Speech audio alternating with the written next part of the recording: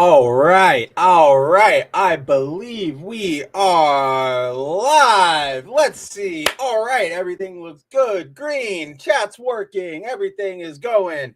No audio issues. I think everything's in the green. So, guys, welcome. It is Saturday morning. I hope you guys are doing great. I hope that you guys had a great Friday night. If you got a hangover, I hope you're nursing it. But and I hope I don't annoy you too much if you're watching. But yeah, as always, guys, it's time for another episode. Why am I doing such a bad intro this morning? I have genuinely no idea. Either way, guys, how's it going out there? If you're here, you might know me as Spencer Baculi. You might know me as Mav, but either way, you know me as the editor-in-chief of Bounding Into Comics. And as always, we are here for another episode of Good Mav Ugly, the weekly stream where I come out, well, maybe, who knows? It could be a whole new era for me. But the weekly stream where I hang out with you guys, talk to you about the news of the week, but also, offer a forum for us all to hang out. Remember that things are good because, yeah, life genuinely sucks right now, right? Or let me rephrase that. The world's pretty shitty right now, but that doesn't mean there aren't still reasons for us to get out of bed in the morning, smile, laugh, remember that, life's worth living, if you will. So with that, guys, obviously, if you guys caught the thumbnail for today's show, the big news of the day is Kathleen Kennedy is out at Lucasfilm.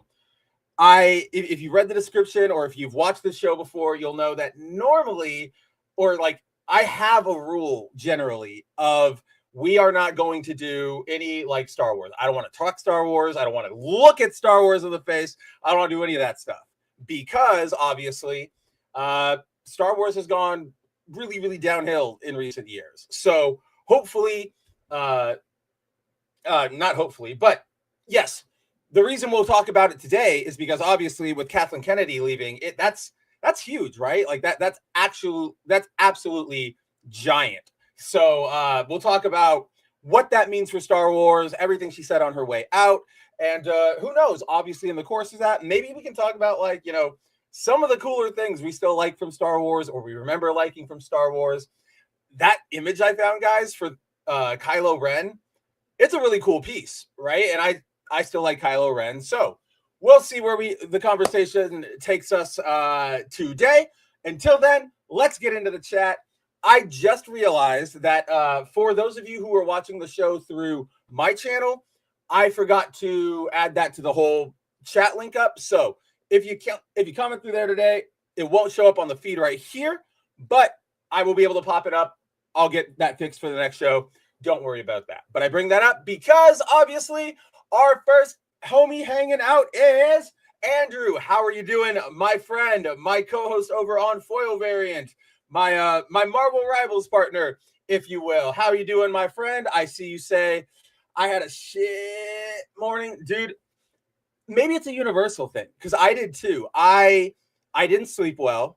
And I went to bed at 1, couldn't sleep, ended up popping up back up. And the one big piece of advice I've learned lately is don't fight sleep. So if you're, laying down and you get restless or you just don't feel like you're getting anywhere with REM sleep, that's okay. Don't try to force it. Get up, go watch TV, go read, go do something. Just tire yourself out. But yeah, didn't fall asleep until 3, woke back up at 7, couldn't go back to sleep, fell back to sleep at 9, woke up at 10 and 10:30 and started scrambling to, get dressed, eat breakfast, set up the stream, do all that fun stuff. So I'm with you, man. It's a rough Saturday for us all around here, right? So all I can say is that I've got you. We commiserate, but at the very least, hopefully there's something that I get wrong that you can call me out on, and that'll give you a huge ego boost because I babble, I blabber, whatever you want to say about it. Let me grab my water real quick.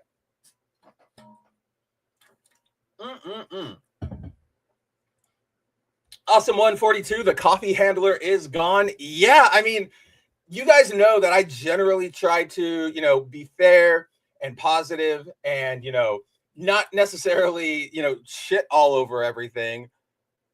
But when it comes to Kathleen Kennedy, there's really not a lot to defend there. So we're definitely going to get into it. Happy to have you, my friend. We've also got Punk. How's it going, my friend? Always good to see you. I know you're always you're always up to stuff on Saturday, so I'm glad you could spend some time with us and hang out. Andrew says, I got you pulled on both channels, but I'll chat in whichever one is easier to see. Either way, right? Like, it really doesn't matter, everybody. I can still pull you up. The chat will be flowing in a little bit, and it'll get all filled up. I just wanted everybody out there, in case you're looking, you're like, where's my comment? I'm seeing him. I've got him. Just, keeping us all on the same channel. So, but yeah, rough morning for me as well. Lucky you, awesome one. You slept fine. You think? How do you think you slept? Hey, okay, I was saying that, like, how do you think you slept? But then, you know what? Mind over matter. Mamba mentality, all right? True winner over here. Hey, Bicky, what's going on, my friend? Always a pleasure to have you. I haven't seen you since Thursday's stream. I'm playing Marvel Rivals. I found your gamer name on Marvel Rivals, and my name on Rivals is that. Awesome. Yeah. Go ahead and add me. My username is on, pretty much everything. Kabuto Rider Mav. So you can throw me an invite on Rivals, on Fortnite, whatever you guys happen to play. Maybe one day we'll get a sort of like a Mav Streams community stream going or whatever, and we'll play, Rivals or whatever for one of the gaming streams. Either way, pardon me. Happy to have, like I said, happy to have you here, Hibiki. Who you playing? I know that the last night we got the what do you call it? Like the release, the drop, the unlock, if you will, of Deadpool, who, guys, like Deadpool, he's really, really cool, but you need a PhD to play that character because like because he can play Duelist, Strategist, and Vanguard, and he has completely different moves for all of them. So like, I almost feel like they need to introduce a Deadpool specific training mode in Marvel Rivals. But new season has started, new battle passes out and everything. I saw, guys, that the release of Deadpool boosted Marvel Rivals up to its highest player count in like 8 months, which is obviously I'm happy for the game. I love the game. Yes, it's probably, Chinese spyware propaganda. I get that. Everything is these days, so I might as well get my propaganda in the form of Sue Storm and Emma Frost and Rogue's type buns, right? And some amazing Spider-Man costumes. I might as well get it that way. So I'm happy that the game is, getting that boost. It's getting that life. I'm just, it runs up against pretentious Mav, and I go, man, does everybody have to love Deadpool? I get it. I know, but really, we had to do it like that. What was I even saying about that? I don't remember anymore. Anyway, Marvel Rivals, great. Oh, right, Deadpool. Yeah, it's just, when everybody loves the meme or everybody just gets on for the popular thing. It's kind of how I felt when Fortnite did their Simpsons season last season, it was great. They did a good job. I loved that season. And lots of people got in on it. I saw, tweets from people I know in real life who don't care about video games. Whoa, I'm getting a little slutty there. Whoopsies. Did not mean that. Sorry, guys.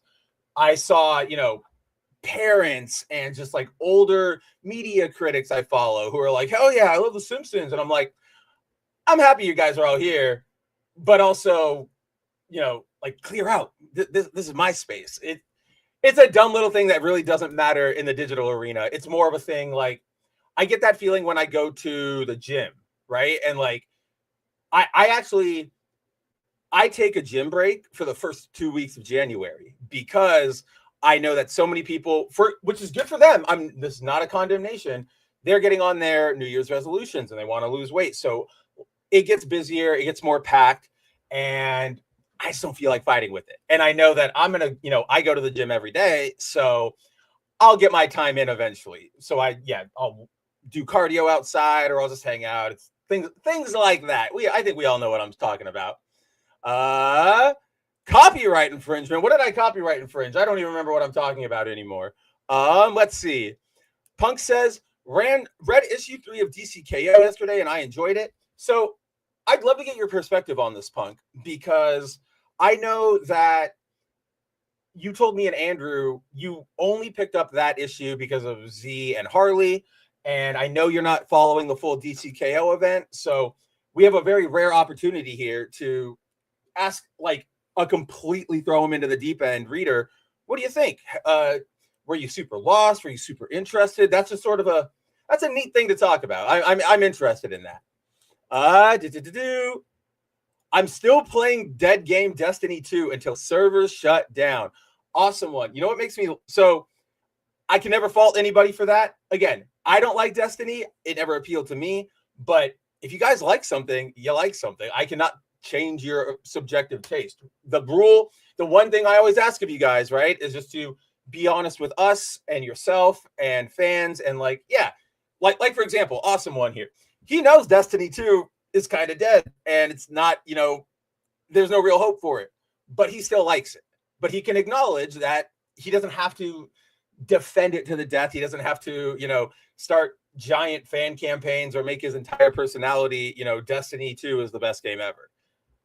What I like, the only thing I really have to say about Destiny 2 is that I laughed so hard because, yes, the game has, even before last year, right? The game has been sort of in a really weird space of death/limbo, especially because Bungie doesn't know really how to like do their live service plans. The whole vaulting of things was a disastrous decision where they decided, oh, we're going to, lock away some old missions and dungeons and raids and stuff. Like, yeah, just a rough, a rough thing. But for me, I went, oh, I know this game is actually completely like, give it the do not resuscitate order. When like late last year, they Fortnite did their, or no, I guess it wasn't late. I guess it was like summer. Fortnite did their mini Star Wars season. And then Destiny 2 was like, oh, don't worry, we got a crossover coming to Star Wars. And I'm like, why? I was already like, why are you doing a Star Wars event in Fortnite? There's nothing happening with this franchise. But then that's like, okay, well, it's Fortnite. People will market it. Disney has an investment in it. Sure, yada, yada, yada, yada. And then, then you see it go to Destiny and it's like, oh, those are two dead franchises that are marrying each other because it's like, it's kind of all they have left. You know what I mean?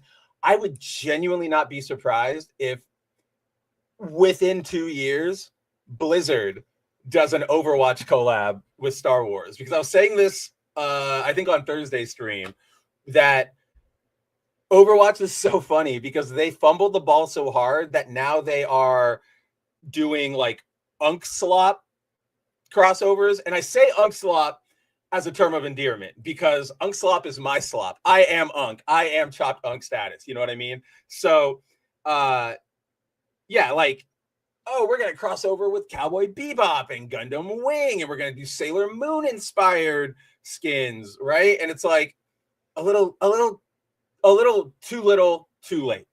And at this point, it's just like, it's okay. You can go off the stage. You don't need to, you don't need to be that band trying to make like the new techno album or whatever. Like, okay, perfect example. Do you guys remember?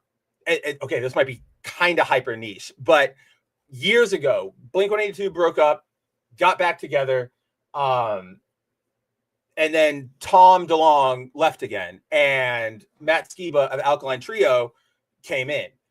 They released an album called Numbers, and Mark Hoppus, the bassist, the other vocalist, he specifically said, when we wrote this album, I was trying to make an album that would appeal to like, not necessarily like the youth, but like that people would want to listen to. I tried to listen to like what's like hot now. I talked to my son and my kids and everything, like, and it was just like, dude, you guys, please go. Like we love you. You're great. Come back and play the rock show. Don't make any more music. Thankfully, Tom came back and they made another album, and that one was actually really, really good. Blink's one of those things where you need like both of them. You can't have one, you can't have the other. You need both of them. But yes, Destiny 2. I wonder how long that is for this world, right? Like, especially with Bungie and PlayStation not being happy with Bungie, especially. I wrote this report sometime last year, I believe. I don't remember exactly when, but Sony was like, oh, we thought Bungie was going to be everything when we bought it, right? Like, we thought this was going to be gangbusters. Really, really wasn't, because they did Destiny, and that was good. Like, that made a lot of money for them. Destiny 2 started making a lot of money for them. And then what? Nothing, right? Like, they're just doing the same formula over and over and over again. Shinkai says, I like Deadpool's VA since I recall those old YouTube channels. Oh, I didn't. So, yeah, I saw, what is his name? I'm going to just look it up real quick. Let's do him some proper respect, because Marvel Rivals. It is Somebody Tell Me. Why are you guys not telling me who his voice actor is? I specifically typed that in Google. Okay, yeah. Alejandro Saab, otherwise known as, what's his YouTube handle? Kagi Films. That's who it was. VA for Deadpool in this game. I have not played Deadpool yet myself. I was super busy last night with bounding stuff. But I really, really appreciate somebody made a compilation of all the voice clips that like he might utter during the game. And you can tell Alejandro is like, he's just having fun. Like, he's just like, I don't like, what would Deadpool do? Okay, we're gonna make this, we're gonna say that. He does jokes and references, but he doesn't. The joke is not the reference, if you will, right? He doesn't just go like, oh, Penny Parker, I'm turning Japanese. I think I'm turning Japanese. Like, it's not like that. He says things. He works with what like the actual character or the event or the moment is. And I really, really like that. It feels like NetEase was just like, okay, yeah, man, just go. Like we'll use it. There's actually a voice line in the game that is an outtake where it's like Alejandro going like, and he just like starts like cracking up halfway through, and like he loses the Deadpool voice and he's just laughing at himself. So I always love, like, that's one of the things I really, really love about this game. Again, fully aware that it's Chinese spyware, but everybody over there generally seems to love every aspect of like what Rivals is, from the hero shooter element to, you know, the costumes, the characters, the interactions. Like, if I wish it wasn't multiplayer, because this is like the perfect Marvel experience.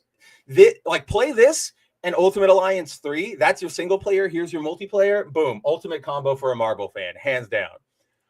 I'm bummed that Emma's new skins aren't available yet. We've only seen the Marauder one, right? Because it bothers me a little bit. I don't know why, but whenever they show like, oh, here's a new splash image for Rivals, and then you see like a tease of a character or a costume in the background, I don't know why that bugs me so much.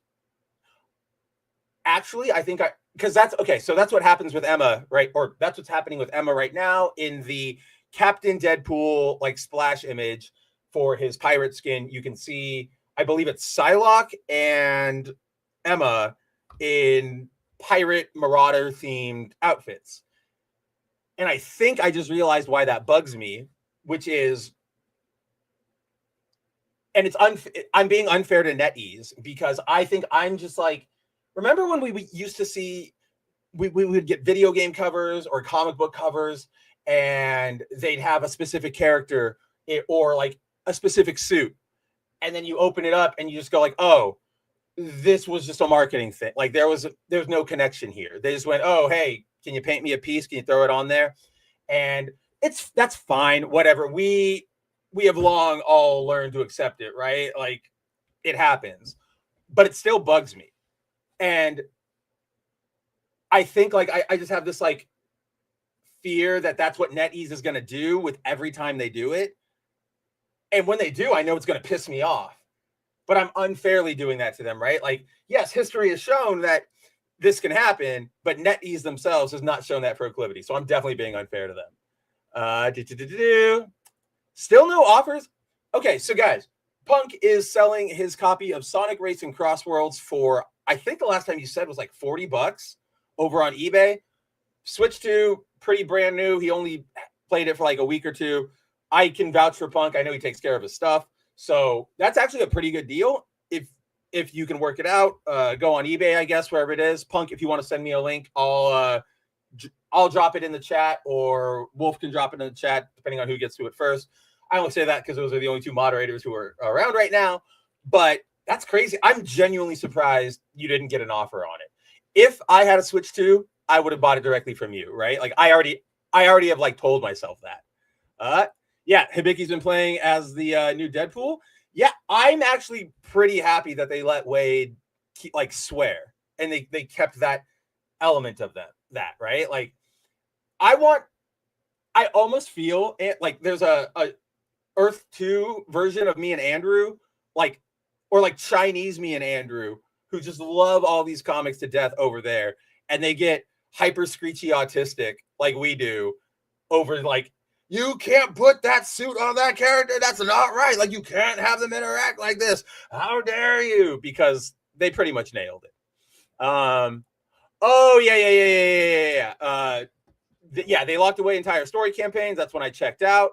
I wanted more from Bungie than just another shooter, right? Or at least like Destiny 1. Perfect. Like, that's fine. I'm open for you guys to get out of the IP mine and do something new.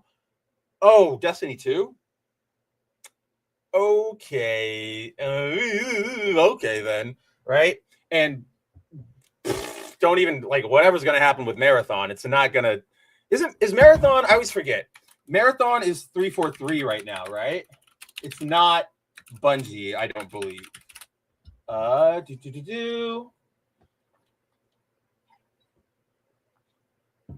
Let's see. I always forget. And of course, yep. Wait, no, that's wrong. That's wrong. Who is making? Yeah, just who is developing Marathon? Oh, it is Bungie. Okay, so yeah, kind of a little bit cooked there. You know what I mean? Like my goat washed, if you will. And again, this is one of those things. Like, this is a good moment to sort of remind or bring up one of those things that I think a lot of us forget over time, which is studios, especially game studios, are not necessarily like they are all ships of Theseuses, right?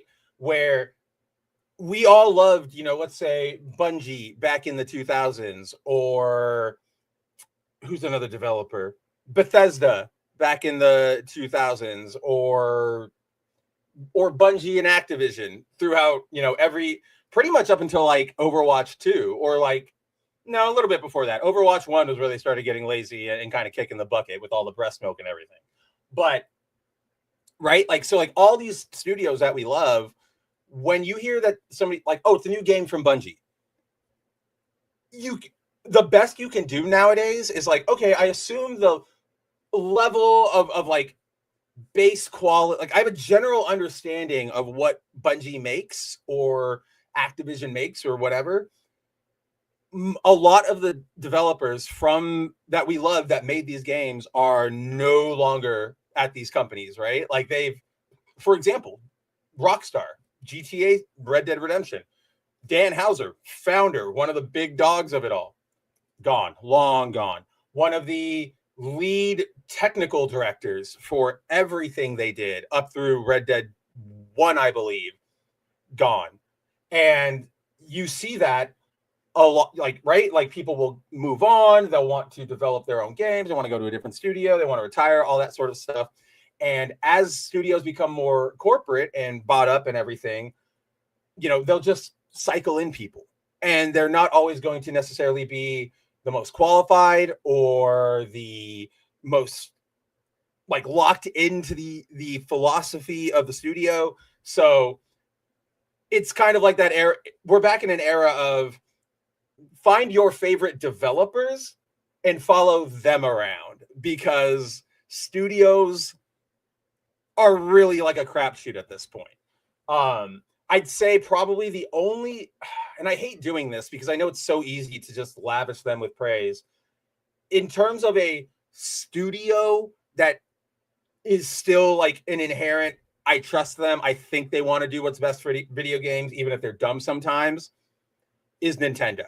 Like, I believe that Nintendo is still really curating their talent. Like, oh, you want to be a director here? Tell me what, like, your experience, and tell me why you love, like, they get into it.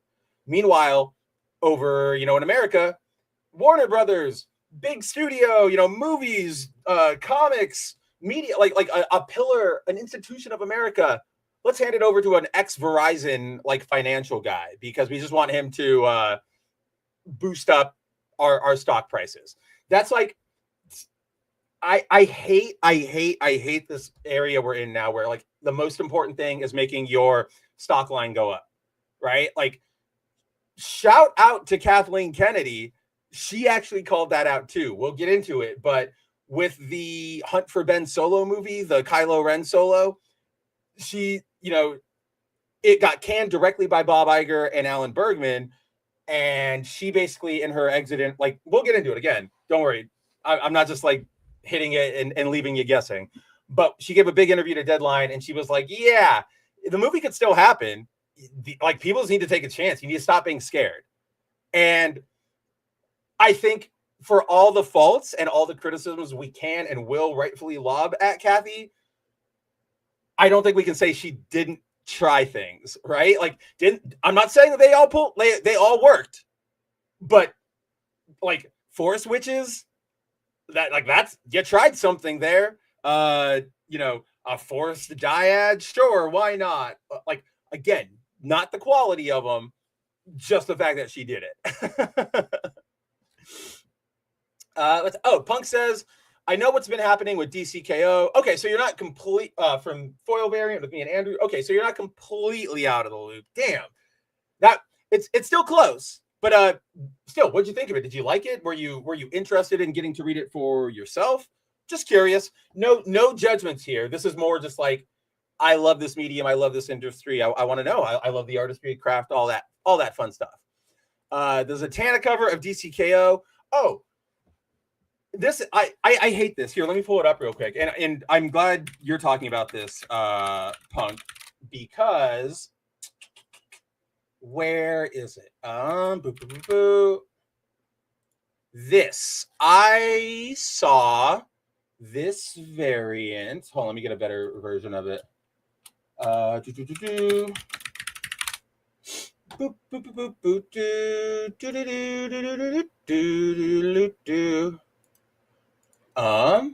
Boom, boom, boom, boom. Let's see. Oh no, it's gonna do the thing. Whoa, it's gonna do like the recursive mirror thing, or the endless mirror thing if you do it on that window. So let me just go over here real quick, guys. Make sure when I jump, it will go to the right one. Perfect. Okay, so this cover, for DCKO, DC got Dan Mora, one of their, their powerhouse, basically their entire artistic lifeblood. They got him, and one of my favorite and one of Andrew's favorite, Foil Variant endorsed, signed, and supported artist. They got him to do a variant cover for each issue of DCKO, which will be 4, and they're like DC, like cross AEW, the wrestling promotion. I saw this cover. I love Power Girl. She's like one of my favorites. And of course, I love my Dan Mora women. So when I saw this, I was like, oh, it's so great. But I don't know who that is. I don't know who that other, like, if the wrestler is cool. I don't know anything about AEW. So I wouldn't want, like, I was standing in the shop and I like saw it, and shout out to my friends, Kevin Apollo and Marvin Montanaro, the hosts over on Tooneytown Wrestling, Tooneytown Talk. Marvin is the editor-in-chief over at That Park Place. Good friend, love those guys. They're both big like wrestling fans, and they hate AEW. And I don't know anything about wrestling. I don't know nothing. I don't know why. But I just like I wouldn't want to like buy this cover and be like, guys, check it, and they'd be like, you bought, wrestling Hitler or whatever, and I'm like, crap, I didn't mean to do that. My bad. Oh, Shinkai, what's going on? How are you? Oh shit, I am so dumb. For some reason I thought when we were talking about Deadpool's VA and his voice actor, it was Hibiki, but it's Shinkai. Doesn't really matter. I'm happy to have both of you. It's not a stream without either of you two. Also for the also was a VA. Let me restart that entire thing. He's talking about Kagi. Kagi also did covers for some English anime openings. His VTuber stuff, again, haven't seen it, is CYU. I have no idea. I don't know anything about VTubers, guys. I watched Kazuna AI back in the day, right? Or like Kazuna I. She's my girl. And then I watch damn it, my friend Al is gonna kill me because I always forget her name. But there's some VTuber I like who has like orange hair, like Kiara or something like that. Mainly I like her because her avatar is like super like cute. But I don't know anything about VTuber culture. I don't know any of this stuff, right? So yeah, let me know if I'm missing something there. Also was a VA for an episode of the new Detective Conan dub, not doing all the episodes, just select. They're redubbing only certain episodes of Detective Conan? That's a strange, I've never heard of a strategy of that. That's very, very, very, very odd. Oh, Zippy, how is it going? Bethesda, Todd Howard, the worst dev ever. Oh, you will get no argument from me there, right? Like absolutely none. But I know that people really liked Oblivion. They liked Skyrim. They liked Fallout 3. I think I've said this before, even on the show. I don't really like the, Western style of like video game, open world writing, graphical stuff. Just doesn't appeal to me.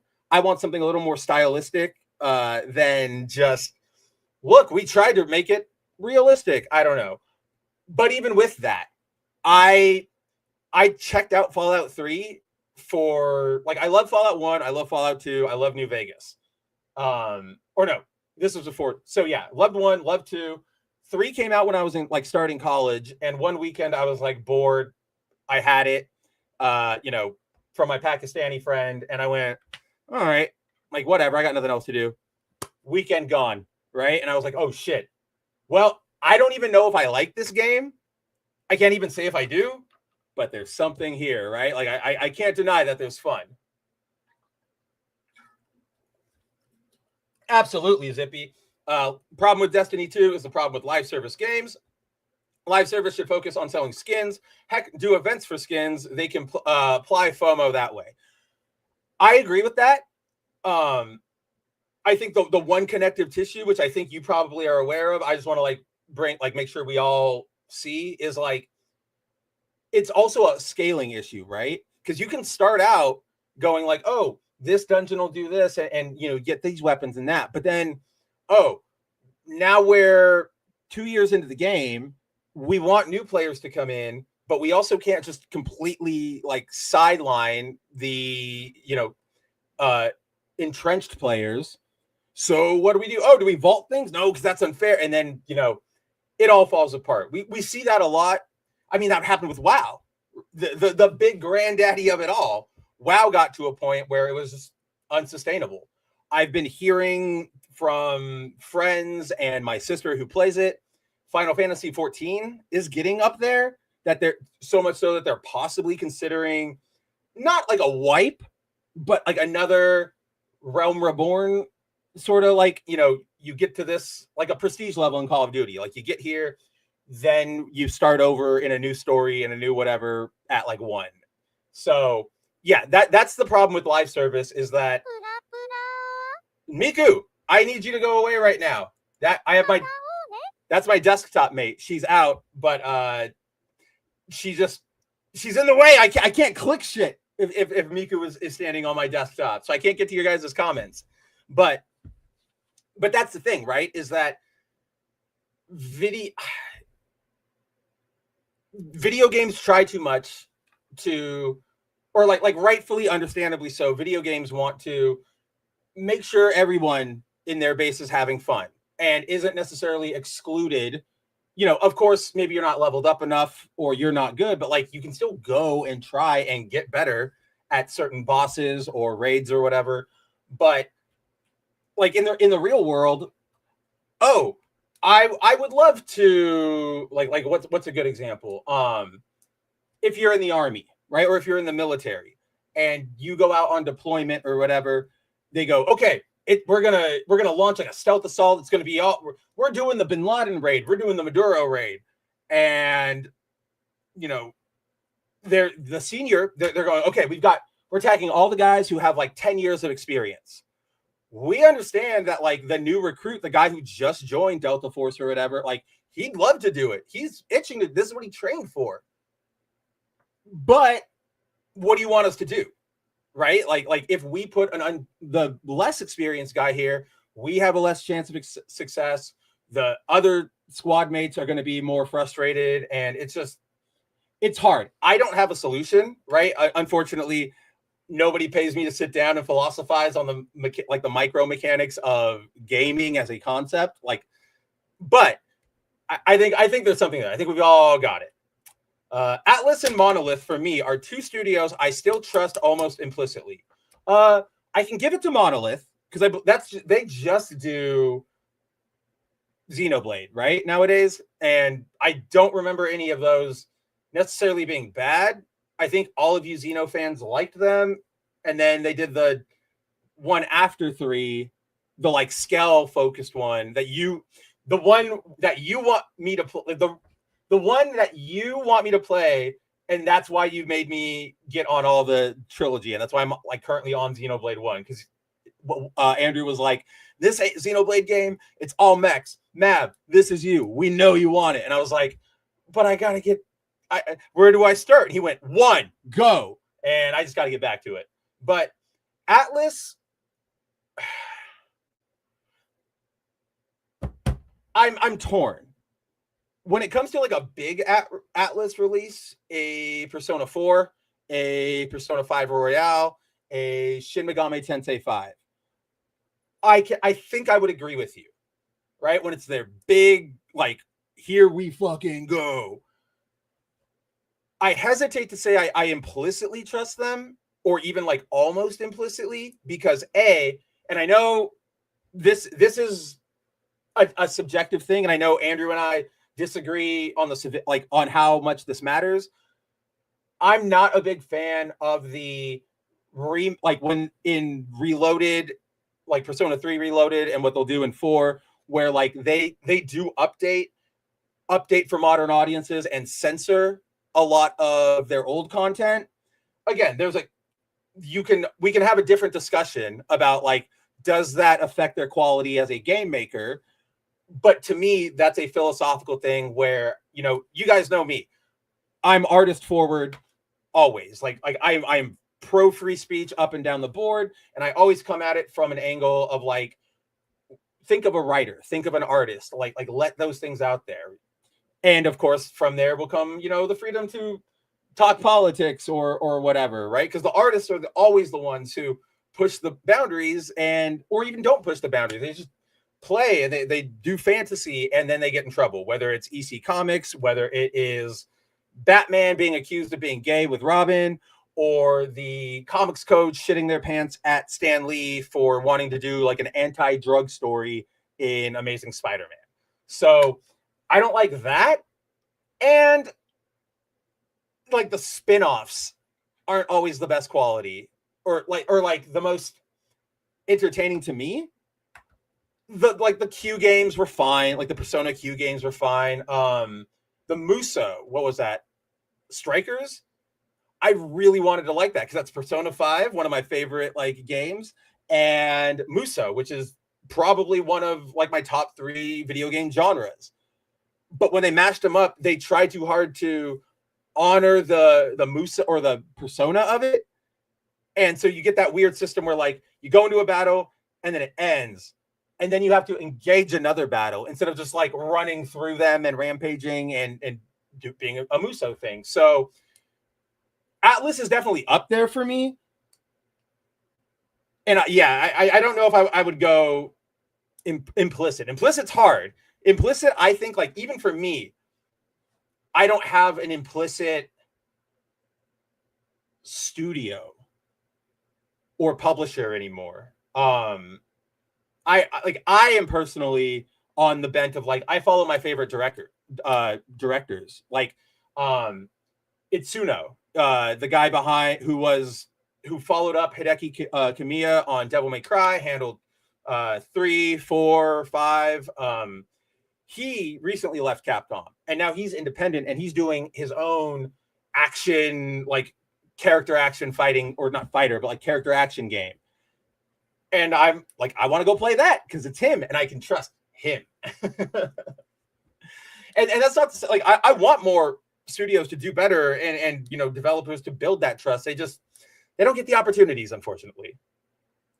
You ignore skins and trophies. See, I only ignore, I do like trophies and achievements in the sense that like, at least it gives me it makes me feel better when I'm like sinking 4,000 more hours into a game I've already beaten like well through, and like I should be playing something else. I should be being productive. Then it's like, but dang, you know, 4,000 hours. And it's like, well, okay, at least I got that. Yes, very much falling for the lizard brain, but it works. Skins though, I'm a skin whore. Like I love alternate costumes to death. I think that's a well-established fact. And like I will scramble to get skins like I did earlier this week with the Iron Spider. What's up, Timon? How are you? Just grabbing some water.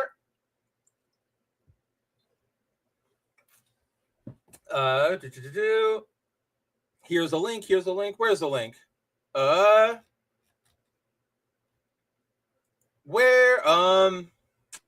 you send the link, Punk? I don't see it. So yeah, let me know when you actually send the link, because we would have to approve it. Andrew and I have to like let it through and all that fun stuff. Otherwise, because remember, we're also broadcasting through the Bounding channel, we would have too many people coming in going like, check out my thing, and just like flood us out. So oh yeah, Timon. And Timon's talking about where I was going with like the Fallout graphics. Realistic becomes boring too quickly. I don't think necessarily boring. Actually, no, I think boring is the right word, because you start to see, you're like, oh, that's realistic. But then you hang out with it and you're like, well, it's really not. Like, I can see the cracks there. I can see that. I can see the uncanny valley here. Yeah, maybe it's not. Okay, this is kind of boring. What am I doing here? I'm always a big fan of stylization, because trying to chase absolute realism very, very, very rarely works out. Like, it might look good right in that moment, but then you try to play it or watch it or whatever a couple years down the line, not happening. Like, for example, I recently rewatched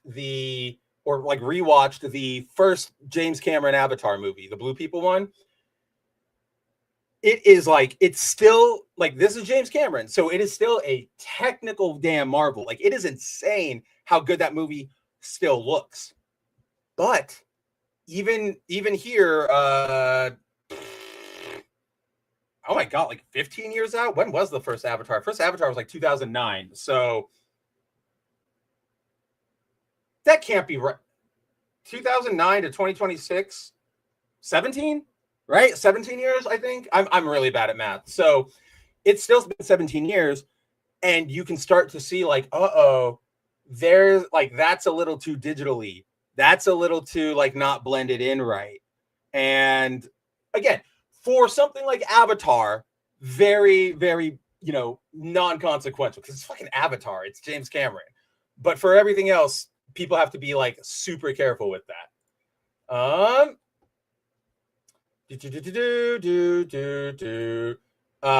Fallout Zippy says Fallout 3 with all DLC was okay to fine. Skyrim was flat and half finished. Oblivion had issues, but at least was not severely dumbed down. I'm just not a big fantasy guy. Like I did the opening to Oblivion, and I think I got through like the first gate that opens up, and then I was just like, I don't know, whatever. Where's the spaceship? And then Skyrim, I already didn't like Oblivion. I wasn't gonna play Skyrim, and then Fallout 3 was fine. Didn't care about 4. New Vegas, masterpiece, but nowhere close to New Vegas, right? You're so gonna get that hologram waifu. I don't know, man. I want to bring this up just so everybody knows what we're talking about. Yes, there we go. Oh my god, that music will get us killed like really fast. So jump over. For those who didn't see it at I think it's not CES. Oh yeah, it is CES. So at CES, NVIDIA unveiled this device, which is it's a holographic AI companion. It just sits on your desk. It'll talk to you. It can hang out. It can do all that stuff. So obviously, yes, this is a right up Mav's alley like product, right? And in a perfect world, I would buy this like in a heartbeat. Miku is going in there immediately. Give me a Jubilee skin. It's happening. However, one, I don't trust AI for dick. I don't trust anything with a camera like this, right? Or a microphone that's listening to me. So like that makes me wary. And then B, I got to be careful, guys, right? Like I'm 35, I'm single, I'm a giant dork. I got to be very, very careful to not close the book on myself. But I do really like this, and I'd be excited. Like, I want to see more of it, even if it's not just waifus, like make a Goku or whatever. I think it's gonna be cool. Oh shit, jumped ahead a little bit. My bad, guys. Shoot. Well, I'll just start here. Kenny is here. What's going on? How are you? Always got to ask, how's the weather down there over in New Jersey? I'm assuming it's still freezing. I'm assuming I'm still going to cry when you tell me about it. Zippy says, Muso bad genre. I could not say Fist of the. How dare you? Muso is the best genre. We got Zelda, we got One Piece, we got Gundam, we got we got Romance of the Three Kingdoms. I will give you that one though. That one was unfortunately bad, the Fist of the North Star one, and I'm not entirely sure why. I think it's because once you boil that, like in outside of like one-on-one confrontations where each opponent can like highlight and talk about what they just did, a lot of the like fist fighters and villains and heroes and stuff are just fist fighters, right? So not a lot to super play with there. But no, I will definitely give you that one. DMC3 broke you, dude. That's one of my favorite games. Everything from the sets, the styles, like that is peak video game to me. That is perfection up and down the block. Falcom has your favoritism lately. They're good. That's a sleeper hit, especially with like the East stuff they've been doing. And then I feel like they've been tackling another one of their franchises recently. The Trails stuff is them, right? Like the Trails of Cold Steel and In the Sky. I think that's them. Who knows? But that's a good one to throw in there, Timon, for like who would you implicitly try? Oh man, fake Asian. I am the worst Asian, right? Like I got the bad driving record. I got the squinty eyes, and I got the overbearing sense of like you have to perform and pressure and the Catholic guilt and none of the math skills. I think I've told this story before, but when I got to college, I was so bad at math that in order to even like start getting into my business classes when I was a business major at the time, I had to do a placement test for math. And it did so bad that it had to put me in Remedia Algebra 2, which was not offered at my school. So I had to go enroll in a community college, like a little like in the area. So I was technically going to 2 different schools at once. Like that's how bad of an Asian I am. Yep. Solidarity, Hibiki. Where we are why they invented calculators. Zippy says Avatar films have a very simple aesthetic. I don't care how good the effects are. Are they doing anything with it? Well, that's what I mean. I'm not saying that, ooh, the effects are so dazzling, but I'm talking more about like there's an opening scene in Avatar 1 when that first outing Jake has when he's in his avatar body when he meets Neytiri. It just looks like it still looks good. It's like we all know it's CGI and digital, but I look at it and I go, holy crap. Like, it's like you did good. You made it. You blended it. You worked with it realistically. Like, not bad, not bad. Oh, my God. Kenny, remember that movie Beowulf? That was weird with the trying to look photorealistic. So they did something there that was... we see it all the time when a new technology comes out and everybody gets really hyped and they just want to like jump on it and abuse it. I mean, we're seeing it right now with AI, or when the Wii came out and the PlayStation Move and the Kinect, everybody wanted to put motion controls and everything for not often benefits.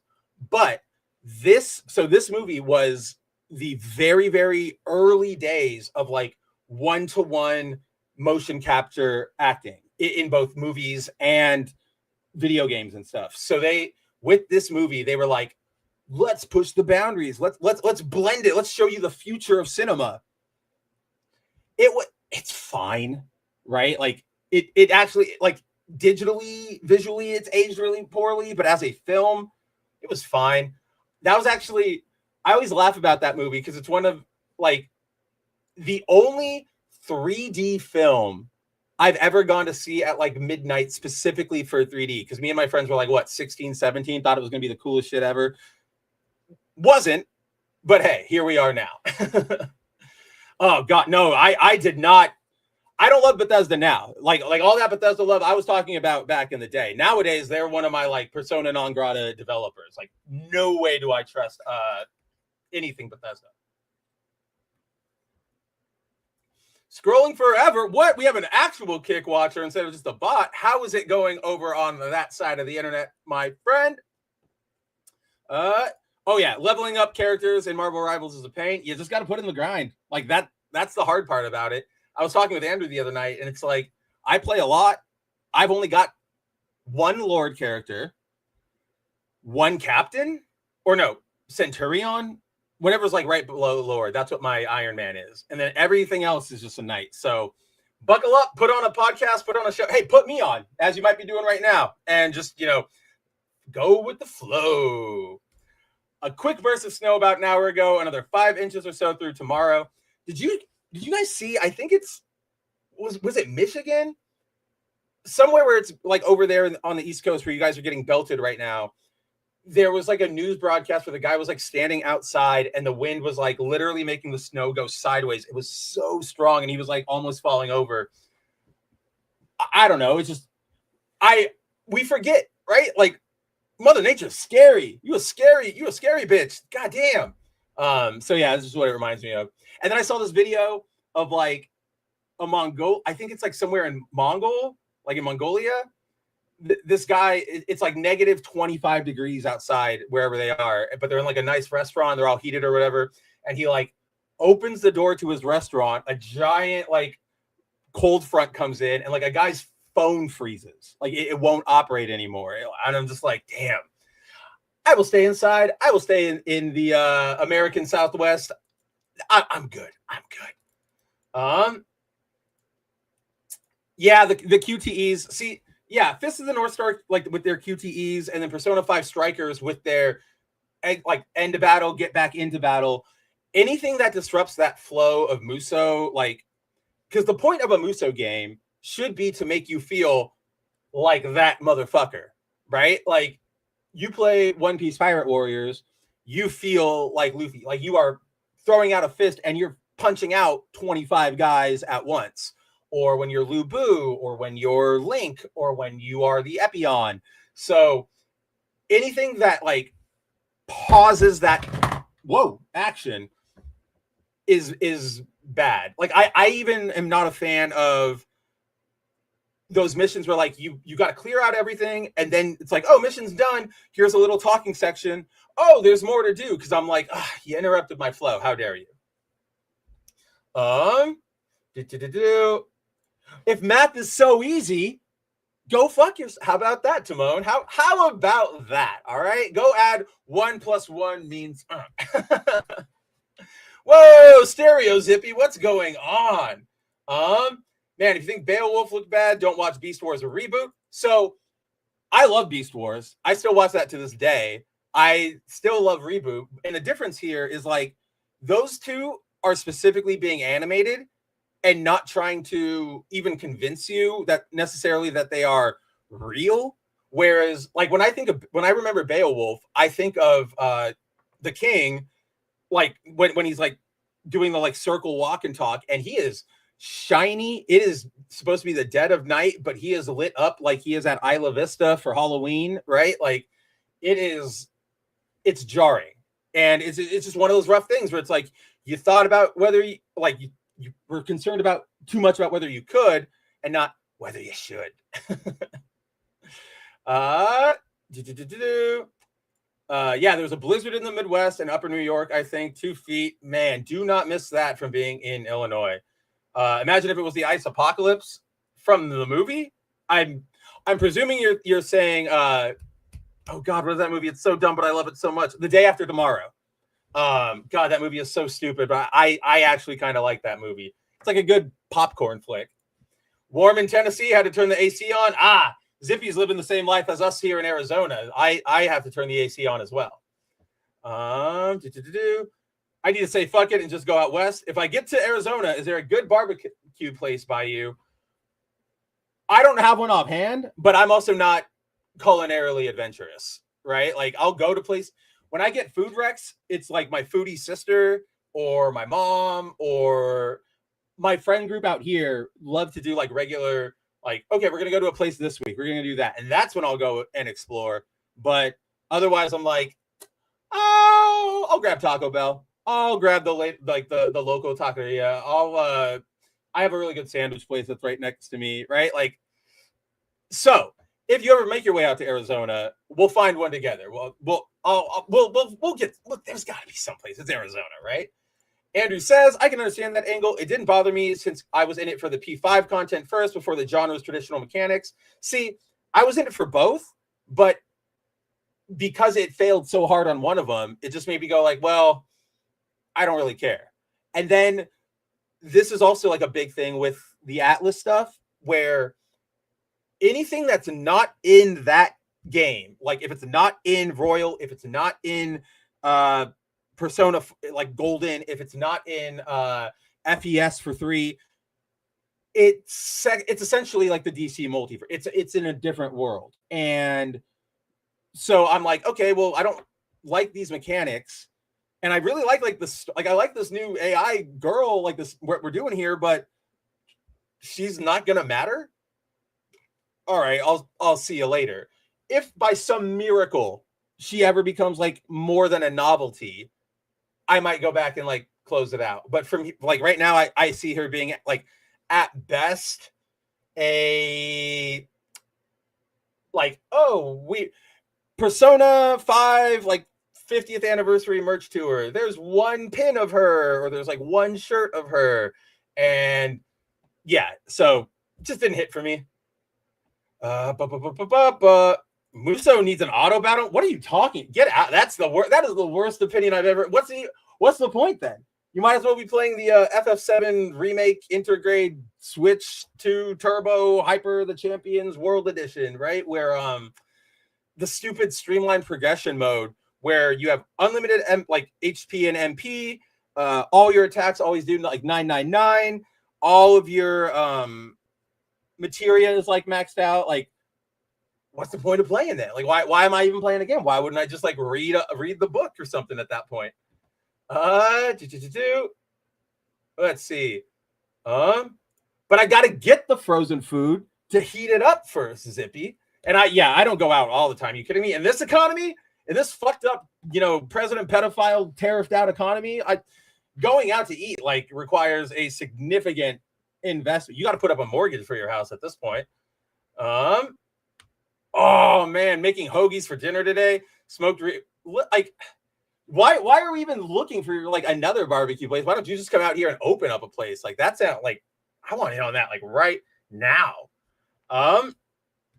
Yeah, it was supposed to follow the original P5. P5R came out and almost immediately after Strikers and threw that out the window. But like there's always that I how do I put this? They still could have done like you and I like we love comic books, right? Like they could have just done the thing where, oh, this discrepancy, like there's only like really like 3 little continuity discrepancies that happen, and they could have just done like, oh, that happened off screen or whatever, right in between the games, and then the fact that Atlas was just kind of like you described here, they just went, I don't really know, we're out of here, makes me go like, what? Like, come on, guys, what are we doing here? Okay, see, this is true. That's true. I don't deny that Muso is just button mashing, but button mashing can be fun in and of itself, and I don't want to auto battle that. Yeah, right, exactly. Like screw that. Walmart Plus pays for free delivery. Never leave home again. Honestly, if it's never been, for those of you out there, it's never been an easier time to be an introvert, right? Like you can get everything delivered, everything on order. So it's a whole new world out there. Oh man, Kenny says, I like your thinking. I wanted to have a food truck with smoked meats, barbecue, but it is a bitch in my area to get the permits and places to park. Maybe out west, I mean, I don't know anything about the Arizona scene. Like, I generally I know back in California there was a lot of that sort of issues with like getting permits was a bitch and the licenses or whatever. Haven't heard anything out here, but I do know there's like obviously a robust industry of them. So I think you could be onto something there. You can make it all like New Jersey themed or like cold themed and play on it. I don't know. We'll take it. We'll take it to the we'll take it to Fiverr. They'll be able to help us out, right? Gosh. All right. Give me 1 second, guys. I need to go get some water, and then we will let's hop into our like some topics. We'll get into it, but first. Water. Where is my BRB? Why is my BRB not working? Go.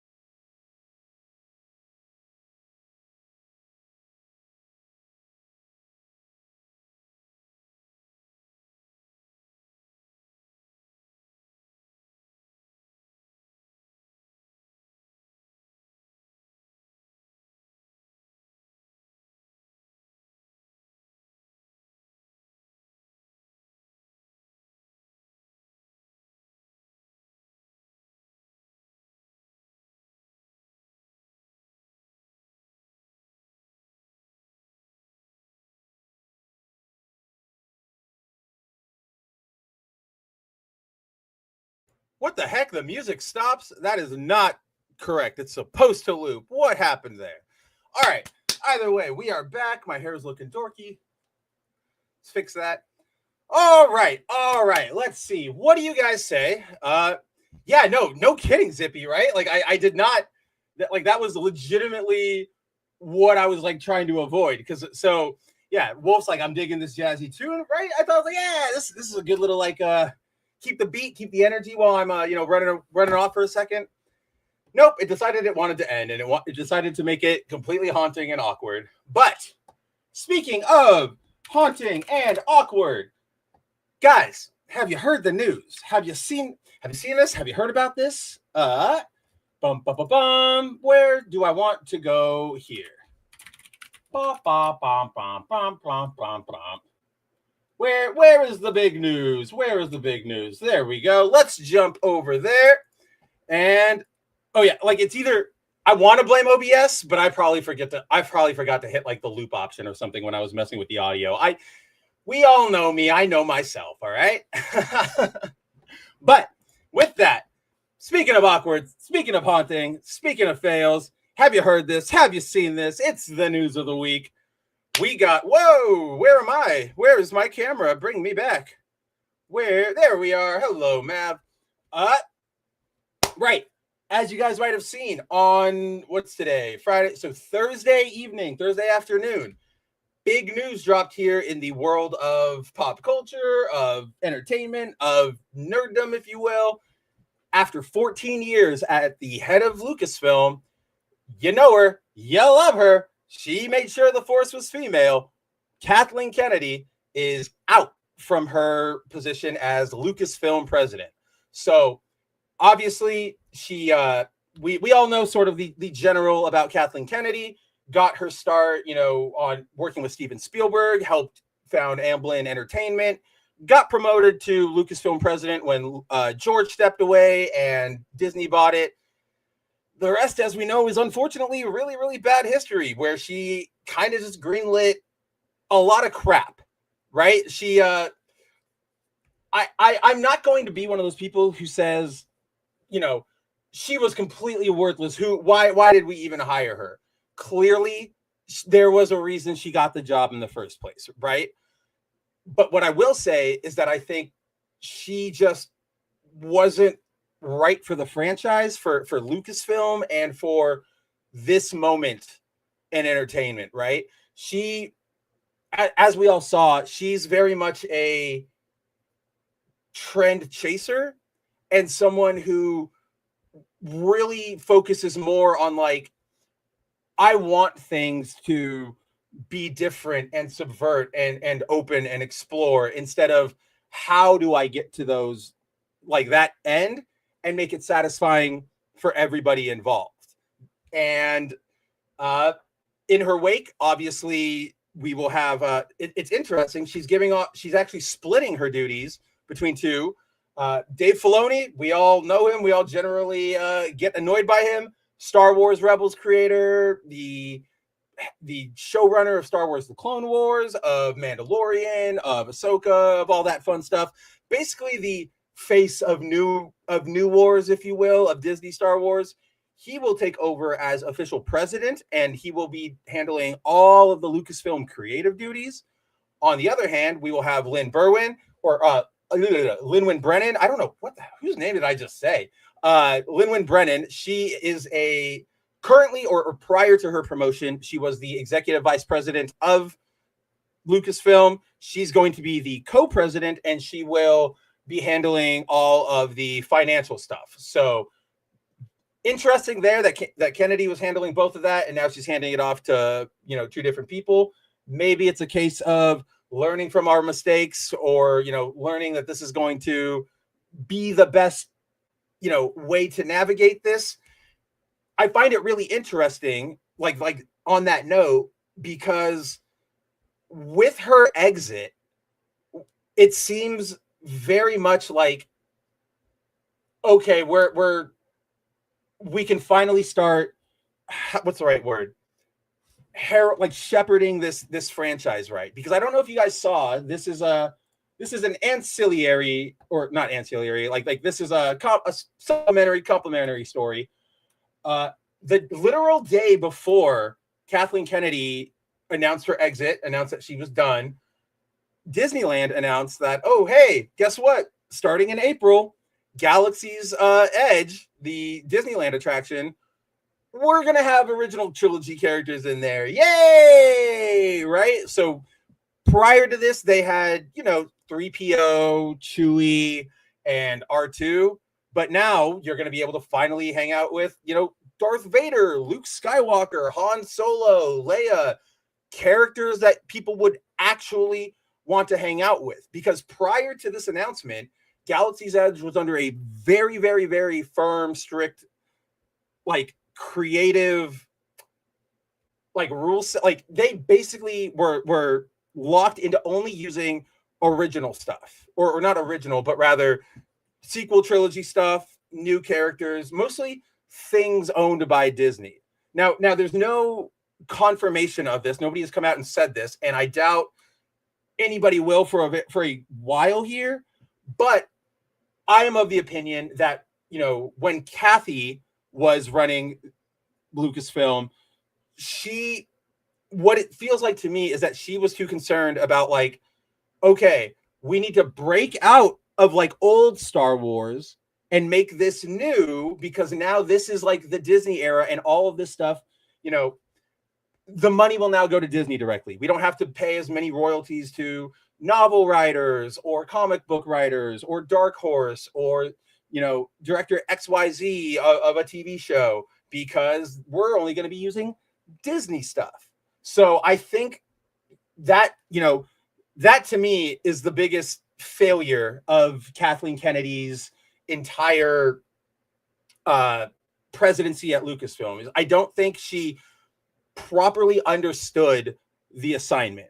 And to that point, if in case you guys didn't see it, right after the announcement came out, Deadline published an interview that their very senior reporter, Mike Fleming Jr., he spoke with Kathleen in December, right when he said they were on the set of it was the wrap day for what's his name, Sean Levy and Ryan Gosling Starfighter film, and at that point she already knew the decision was coming. So it's a very lengthy interview, but they get into a lot of interesting stuff, and this is where we're going to be spending a big chunk of our time.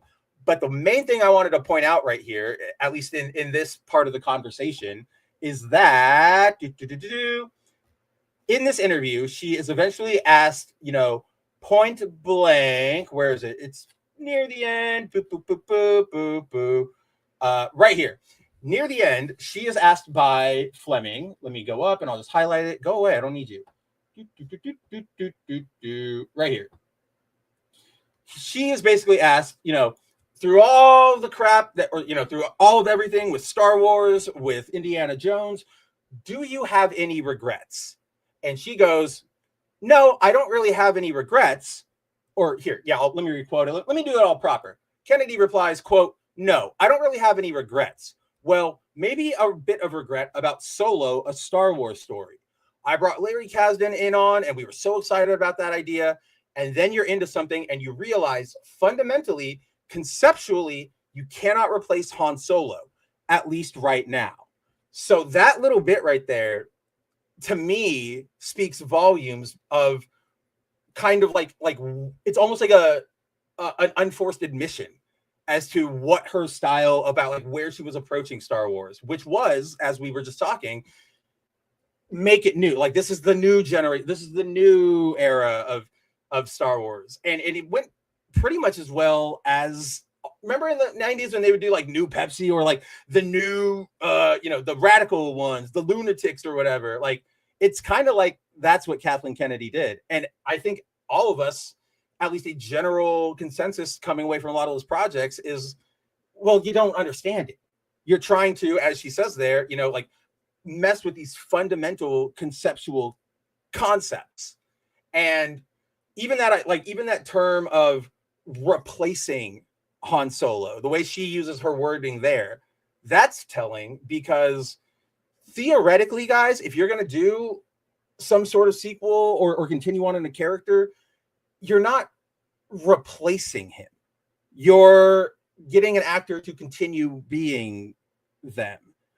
But if we go back to, Force Awakens and Solo, and let's compare Disney Star Wars Han to whatchamacallit, to Lucasfilm Han, the entire character is different. We used to have the cool smuggler who was a little too up his own, smug ass for his own good, who, the iconic line, "I love you, I know," right? Like that's maybe it's bravado, but it's some damn earned bravado. We get to the Force Awakens, we get to Disney, and Han is broken. Han has like given up essentially. And then we even go younger, and instead of, sort of this rough and tumble Han that we expect, we get MCU Han. We get, jokes and, oh, did I do that? And it's just like, that's the big, you don't replace these characters. You're not, if you inherit something like this, guys, if you're inheriting a legacy, you should never, ever, ever go into it with, I want to replace what came before or what inspired this. It should be, I want to build on it, or, if you really are going super, super changey, I want to honor whatever came before, right? So that's where you give characters respect. You give characters, an arc, and they evolve. You don't replace them, because then that also, that's also such short-sighted thinking, because you go, okay, we replaced them. Now what? Now, okay, now we have this new Han Solo. Oh shit, I didn't really think about what we do with this Han Solo, or what we like, how we use him from here on out. I just made him. I just created him. So like, it's such a, where the hell? Oh, there it is. Such a creatively detrimental mindset to approach these kind of things.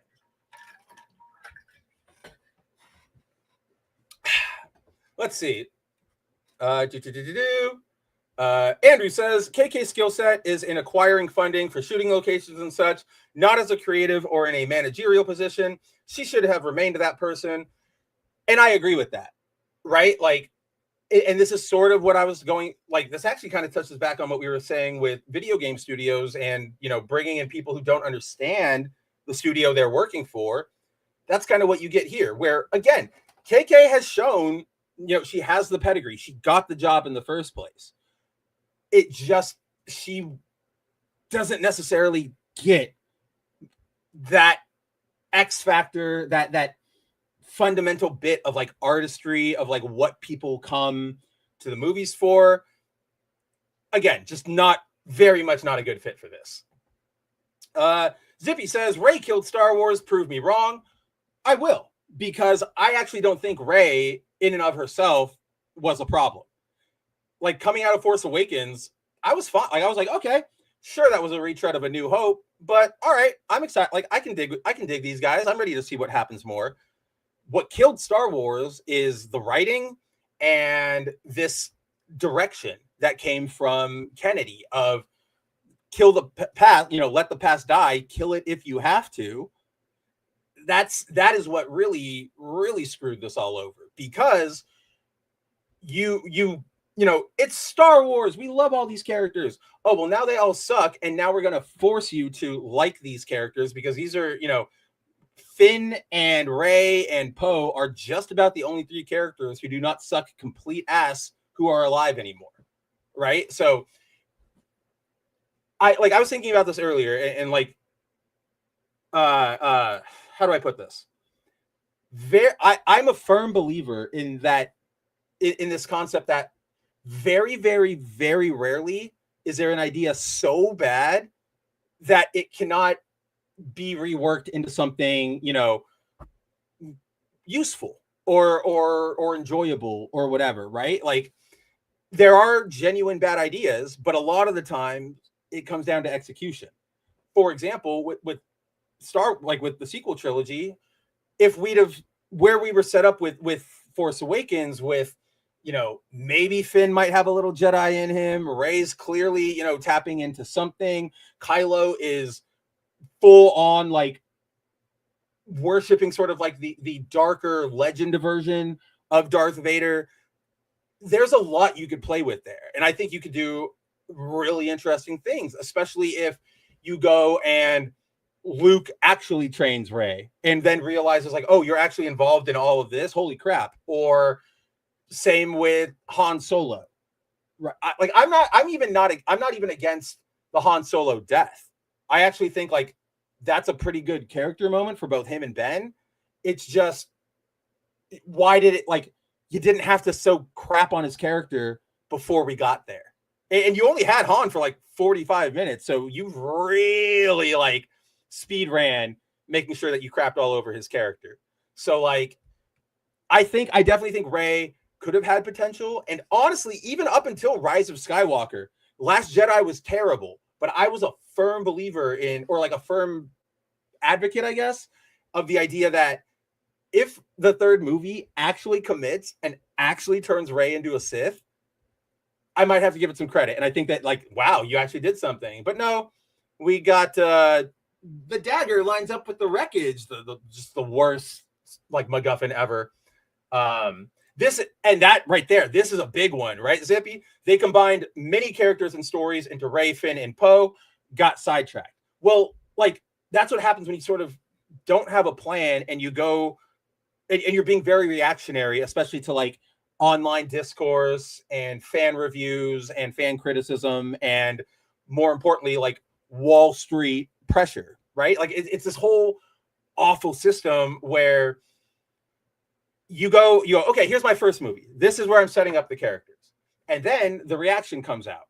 And if it's bad, right? Or like depending on how it goes, all of the investors and all of them in some capacity, whether they see, an article or their kids talking about it, they will pick up, someone will, like, oh, people didn't like this. People, or like, oh, people really liked this. They take that to Disney. They say, hey, I want more. Like, the point of this is more money, right? Well, I'm hearing this is what's great. Let's do that. And that might not always line up with the plans that they were working on. So, for example, we went into Force Awakens. We had Poe and Finn and Rey, sort of to the description you're using here, Zippy. Like, they were in their character archetypes, but that was, their lane. Rey was clearly the Luke. Poe was clearly the Han Solo, and Finn was a mix of like Luke and Leia in a sense, right? So you had that, and then at the end, Finn's got, like I said, Finn's got a little force going. Rey's ready to train. Kylo's like super pissed. Cool. Then they heard all the feedback. They went, oh, it's just a retread of A New Hope. Oh shit. Oh crap. What do we got to do? What do we do? I don't really know. And so then they went, Ryan, please help. And Ryan just went, okay, we got to like not retread. We're going to go completely off the rails. And then they go, oh, well, that sucked. And all the fans, like all of us, went, oh, that was awful. So then they go, oh, crap, switch it up again. And that's where you have like this completely disjointed narrative that really, honestly, from like last night in writing up a bunch of coverage of Kathleen Kennedy's exit, I had to go through and, grab screenshots from the various movies or whatever. And they feel, honestly, like one of those like films or TV shows where you have everybody like sitting around a campfire and they're telling a legend or a story about somebody. And it's just like a series of vignettes, or like an anthology of just vignettes. That's what the sequel trilogy feels like. None of the only thing shared between all of these movies are the characters. Otherwise, everything else is completely like, oh, you forgot, like, this ignores that movie and this ignores that movie. And it's so bizarre. And it's because it's completely reactive. I'm not going to say, that if you let a single creator or a single vision go through, it's always going to be good. I fucking loathe Attack of the Clones. And that was all George Lucas. Like, I struggle to think of like anything I like in that movie. Even now, like even right now. But I have more respect and a better like I'm more okay and cool with episode 2 because it at least was like the guy tried. That was his vision. All right, it struck out. You didn't have 4 million people trying to make everybody happy at the exact same time. And that's what, again, Kathy isn't looking at this stuff as an artist per se, or somebody who's pushing the medium of movies and cinema. She's looking at this as, I'm in the big business chair now. I got to do the big business thing. I would be genuinely interested if like I could get like a lens into an alternate universe where like Kathleen Kennedy got the job without Disney buying Lucasfilm, right? Like what does it look like if Kathleen Kennedy gets a completely independent Lucasfilm presidency? I would bet money that at least to some extent she would have been more like, we would have been in a better spot because she wouldn't have had all that pressure from Disney, the new boss, the big boss, they're giving us billions to do this stuff. Disney is where that rot is originating from. And, when they buy Fox or when they buy Marvel or when they buy Pixar or when they buy Star Wars or Lucasfilm, it starts infecting them. So it would just be a very interesting alternate reality out there that I would just want to like look into there. Oh yeah, exactly. No, exactly. And that's where I was saying, right? Like Rey, they wanted her to have a hero's journey. They started her on a hero's journey, and then Ryan flipped the script, and then JJ brought it back to like, oh fuck, we want to be back on the hero's journey. But because nobody was talking, nobody was having notes, nobody, like at the very least, have an outline of like, okay, this is what we're doing. Like, this is where it happens here. By the, at the start, we have Rey the scavenger. End of this all, she's going to be, a Jedi, like an actual pure Jedi. And then you can build to that. But if you just go, I don't know, then you're basically just doing like, you're yes-anding. You're being like kids playing on the playground. You're just adding powers to everything. And it gets really, really rough. Oh man. So Kenny brings up the infamous, I don't even know why I spent the last like 15 minutes talking about the actual like intricate writing, fuck ups, because we could have just pointed to the line in Rise of Skywalker. Somehow Palpatine returned, which was a complete ass pull, completely terrible. However, how do I put this? That is super fucking bad. There is a related bit to that to me even more, like better encompasses how bad this Disney Star Wars experiment was. The message that Poe, they say that they open Rise of Skywalker, they go, we got a message, somehow Palpatine returned. That message was played. It exists. Ian McDiarmid recorded it. They wrote it. It played one time in an exclusive in-game Fortnite event and never again. You literally, if you want your full Star Wars, like even if it's just a sequel trilogy experience, you have to go back in time and play Fortnite. Like that's, I don't know. And it's a big plot point too. Like he explains, I'm on Exegol. This is how I came back. Like I'm back. And they just locked it. It's incredible that they like, it's crazy. Yeah. Attack of the Clones is bad. Like, I know a lot of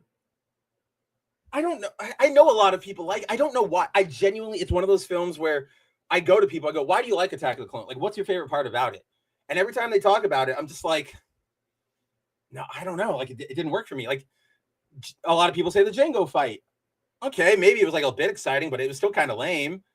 The end arena fight. Well, that is a lot of CG noise.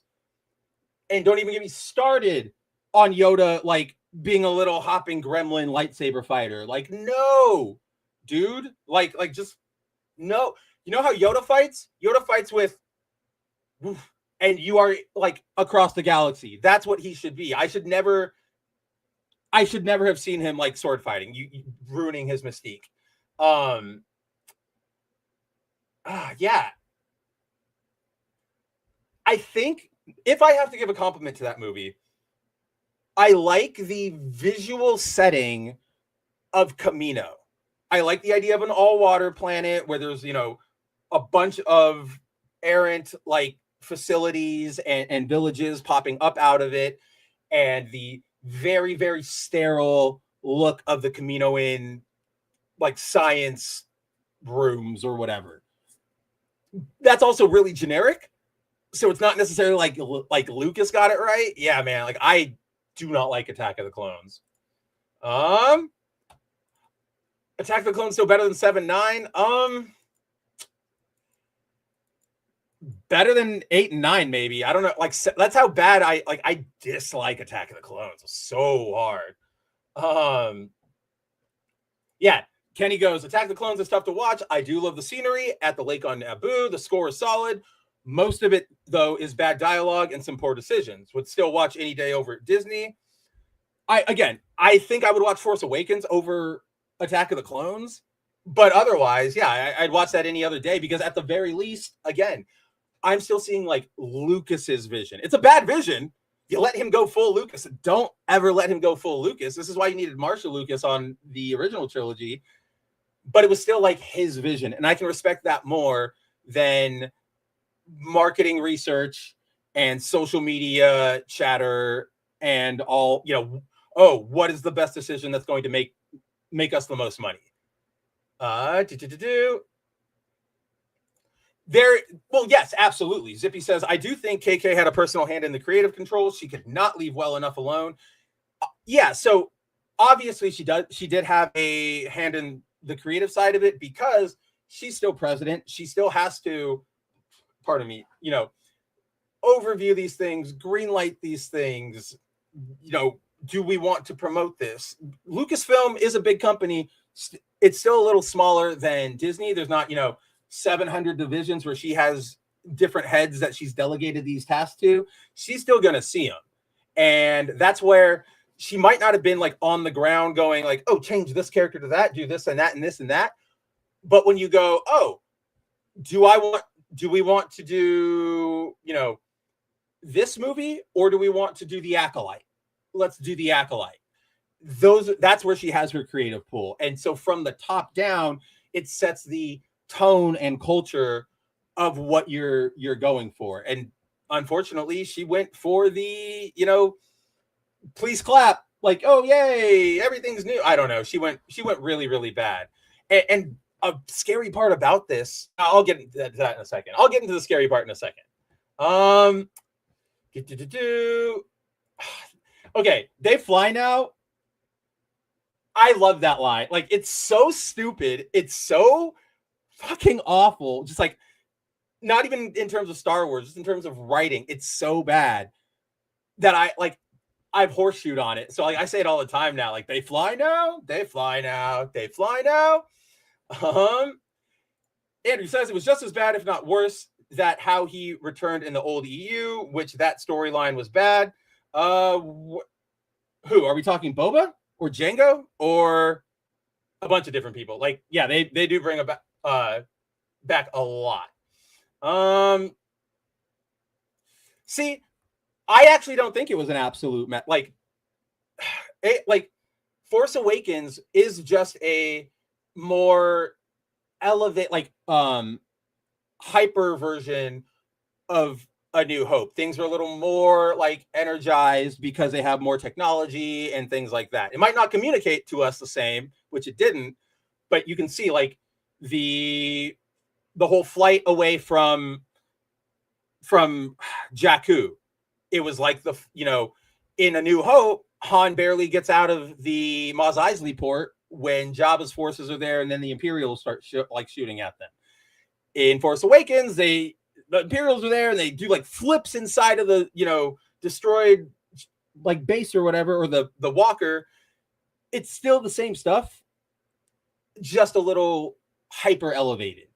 And yeah, like my biggest complaint about that movie was A, it's a retread, and B, they were Mary suing Rey. Like, my biggest issue with that movie is the scene where she does the Force mind, the Jedi mind trick out of no, like, she hasn't learned it, she doesn't know it, and she just heard or saw somebody do it. I forget which one it is. I think like, yeah, Kylo does it, and then she's like perfect at it. Even like, and like Obi-Wan had to do 3 times to get all, like, he had to do the message in chunks to get it to across. Rey just does it like once or twice, and the stormtrooper is immediately like letting her go, opening the door, you know, whatever. That was my big complaint, but I still thought there was a lot of potential there, especially with Kylo Ren. Like, I still think Kylo Ren is a good character. He had the potential, even being the whiny bitch like that. I like that aspect for his character. That's a good flaw for his character. And I really do love that final fight between him and Finn, especially when like Finn picks up like the lightsaber and then he ignites it, and then Kylo, I think he got like blasted in the side, right? Or he got hit by like a tree, like bark debris or whatever, and he just like starts like hitting his side and like and going like crazy. I was like, oh my, like, this is sick. Like, oh man, like, he's a Sith, but he's also like an unhinged Sith. Let's go. And then they dropped everything. For me, Attack of the Clones is, look at my Shakespeare, you know, fan fiction. And then it's also bad pacing because it's the middle movie of your trilogy, and Lucas dumps like all of the very, very technical exposition in there, specifically about how the, you know, council, like the Galactic Council works, and the clones and the hierarchies and everything. Like, it just becomes boring to me. And again, this is all personal things. I'm not here to convince you that you should like Force Awakens more than like Attack of the Clones. If you like Attack of the Clones more, all power to you. I can't stand that movie.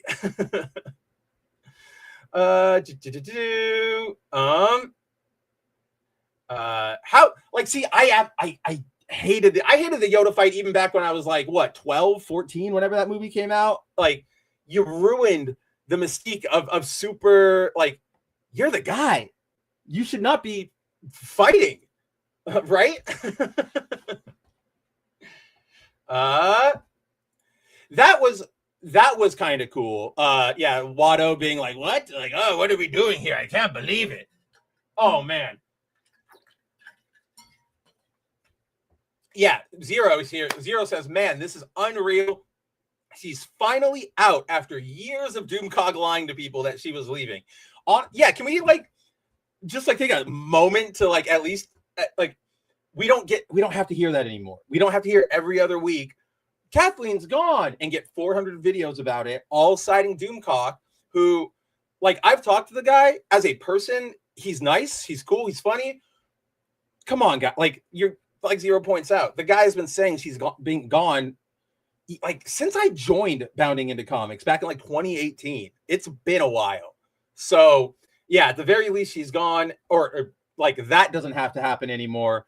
And it is kind of surreal. It is very surreal to finally go like, wow, Kathleen Kennedy is no longer in the building at Lucasfilm. And like, yeah, it does roll off the tongue very oddly. Oh yeah, Baby Boba Fett was bad. I do like Django. Yeah, Django was a cool actor. I forget the guy's name. Who was that? That's it's the guy. I'm totally blanking on his name. We all know who I'm talking about. But yeah, Django was great. Baby Boba Fett was stupid.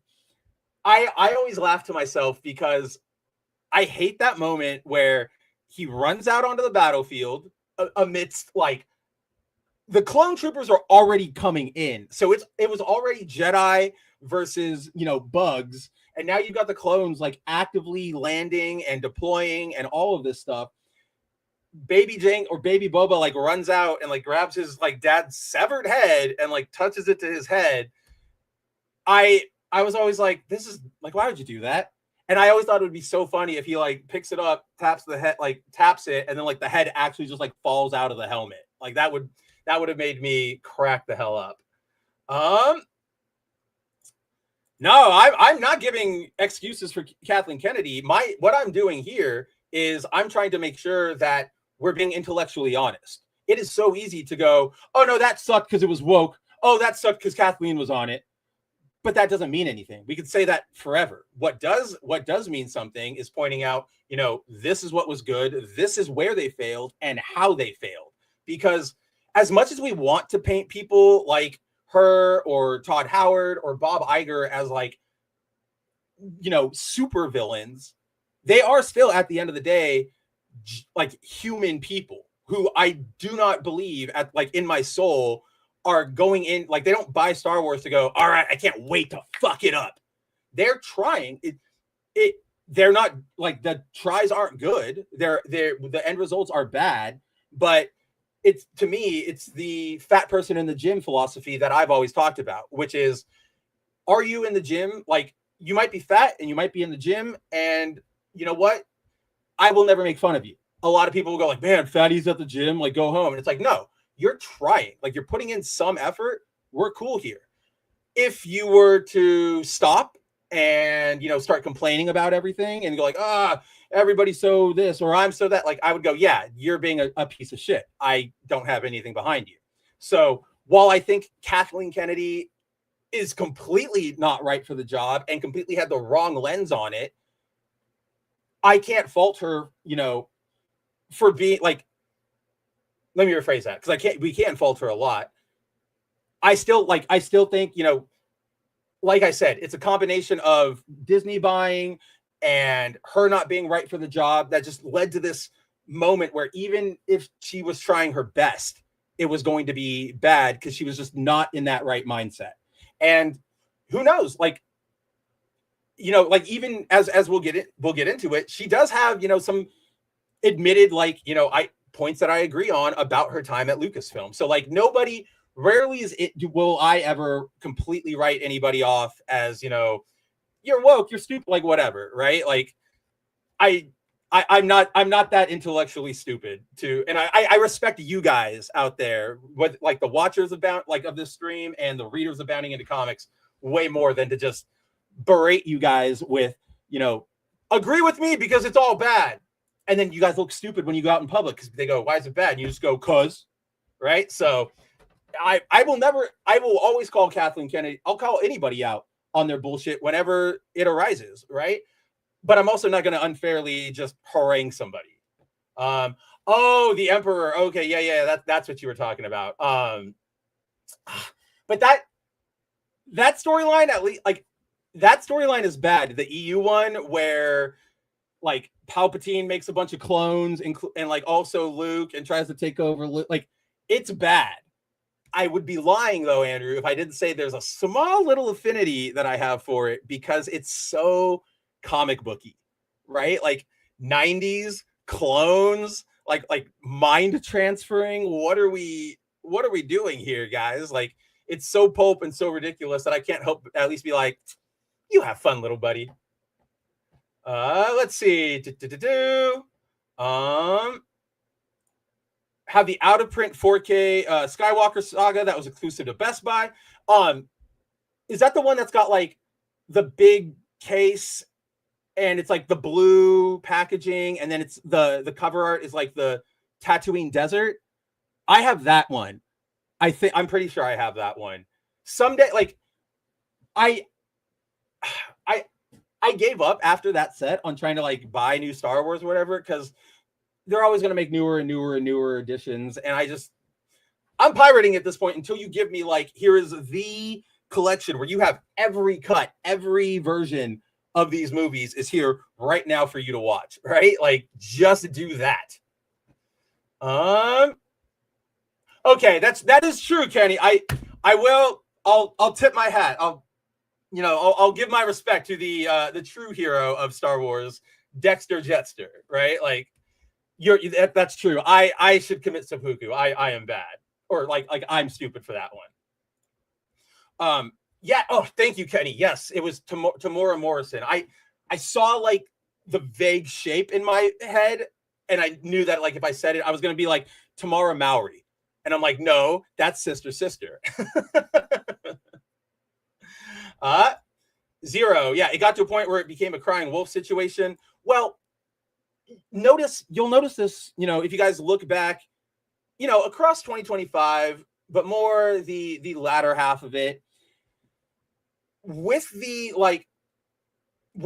I think the Acolyte was kind of like the big last burst of people really caring about I think that was where everybody went like, all right, who cares? Like, okay, there's Star Wars news. Who really, really cares? Now it's kind of like, oh, there's a sale at the grocery store. Great. Cool. All right. Except more people would be excited about the sale. So a lot of channels who built their entire identities on Star Wars, and especially trashing it, had to jump. And what's a really easy thing to do? Kathleen Kennedy's leaving. Kathleen Kennedy's leaving, especially because a lot of these, sources, a lot of these personalities, they don't vet anything, guys. They see a tweet that says, rumor, Kathleen Kennedy out. They don't try to ask, they don't look at who started that rumor. They don't try and ask for a source. They just run with it. And that's really easy to do because every other day there's a new rumor about what the fuck ever. The MCU is doing a complete reset. Oh, this character is cast in the MCU. Oh, this is happening now. Oh, that's happening now. Like, you'll notice I even stopped covering a lot of these rumors and previews and stuff because A, nobody cares anymore, and B, all of this stuff changes from day to day. There are rumors upon rumors about pretty much anything you can think of, right? One of my favorite examples is before The Force Awakens came out, when I'm hanging out on the internet and I saw, I think I was either on 4chan or I was on Twitter, and I saw a post that was like, spoilers, don't know who's seen it yet, can't believe they killed off Luke Skywalker in the new Star Wars. And for about an hour, I was like, oh my, fuck.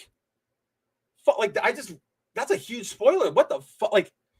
I'll get over it, but that's a huge gut punch. I just felt bad. And then a couple hours later, I saw another tweet or post that came out of the movie, Han Solo died, cannot believe this. Then I saw another one that went, Chewie dies.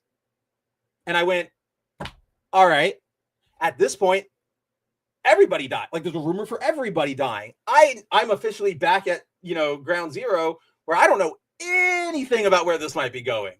Awesome.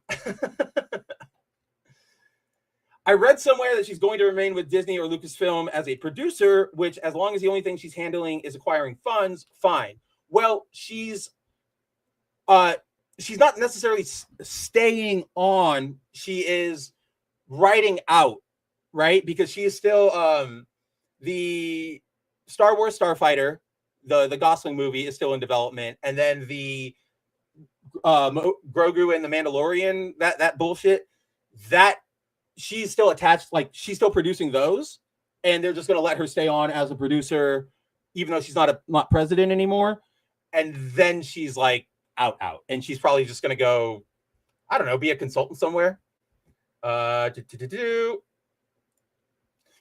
Absolutely. Here, executive is good at one thing, not good at managing creative.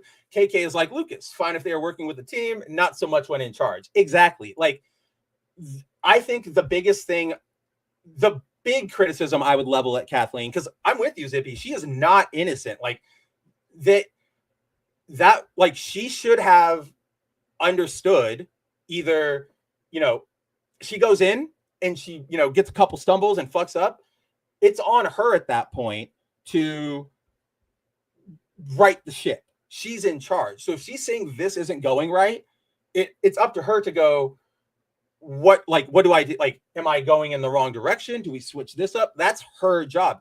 Or does she even go, hey, I'm going to bring in Dave Filoni, which she did eventually, but not near the beginning. I'm going to bring in somebody to help me make sense of all of this and make Star Wars go in a better direction. Filoni, we'll get into Filoni in a second. So the fact that she never did, that's completely on her, right? You can have a friend who you love to death, and they might have, let's say they have an alcohol problem.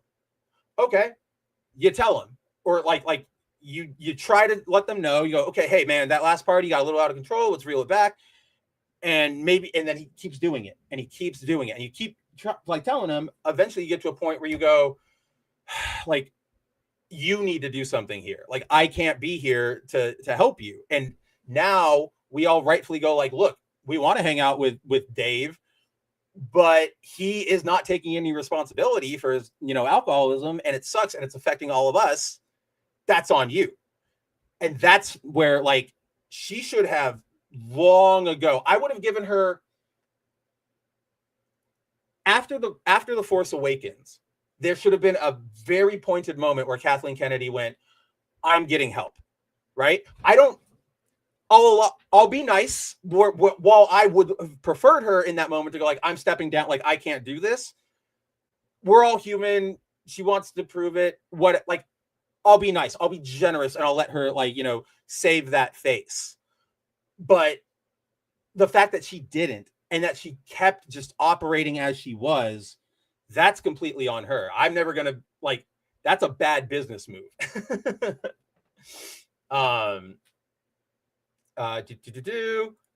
That's the Blu-ray set you're thinking of. Okay, yeah, the 4K set is a huge horizontal box with the, okay, I now I see which one you're talking about. Yeah, I only have the Blu-ray one. Yeah, that 4K set's got to be, I've seen it in person. It is very, very nice. The Emperor clone drama could be good with the right kind of suspense writing, i.e. Andor, but yeah, right? Like, you could have done something. Like, we've had clone stories work before, and like you said, I'm sure if we all sat here, like, we could come up with some good suspense as to how, like, Luke is slowly, being taken over, or the clones pop up. I just don't think, like, A, obviously we didn't get that, and B, we would have never gotten that under Kathleen Kennedy. Like we just absolutely wouldn't have, because for, like, we know we've seen her track record, right? The main problem I have with corporate in the last decade is changing a brand's demographic from male to anything else, replacing what worked with something new. And 3 is more of the loss of quality in actors, writers. Yep, no quality control, which makes everything else suffer. Exactly. And all of that, right? Like, that links back to the very core problem with the corporatism of it all, of all these companies being bought up and being turned into big businesses, is that it is more important than ever it is more of a priority than ever to, like, you got to make sure that line goes up. Your number one duty, your number one loyalty is to your shareholder and to your stock. It is not to this franchise, these characters, these fans, this art. It is, how am I going to get another dollar, right? How am I going to get 50 cents up next quarter? And because of that, what do? They go, oh, let's change this demographic to get everybody in. Oh yeah, all the boys are always going to be fans of Star Wars. They're already fans. Let's go for the girls, right? Or vice versa, with 1,000,004 things we've seen before. Then, they replace it because they go, oh, well, I don't know why they all get captured like this, where they go, oh, we got to be hip, we got to be new, we got to be on it. And that, like, it's a fundamental misunderstanding of what we're working with here. And that makes us, who do understand it, go like, what is this? Like, this is not for us. And so now you have no audience whatsoever. And then you cut corners. You make it super easy. The volume, green screens, if you can save $1,000 by not hiring, by not flying an actor out to film a scene, they'll save it because they're that stupid. And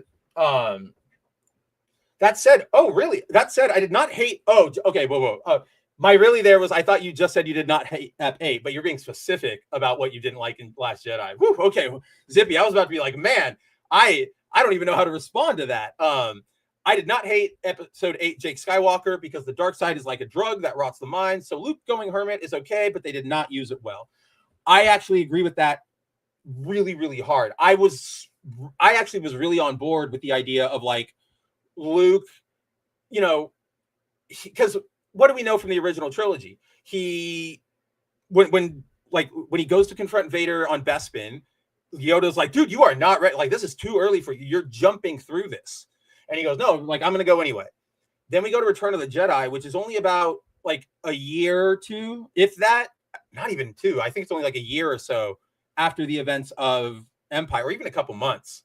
And Luke has gone out and done more training, but he's still like, even as Yoda passes away, he still admits, like, I'm not like, are you sure I'm ready? Like, I know I'm a Jedi master, but like, I don't know about this. Like, I don't know about taking the training wheels off.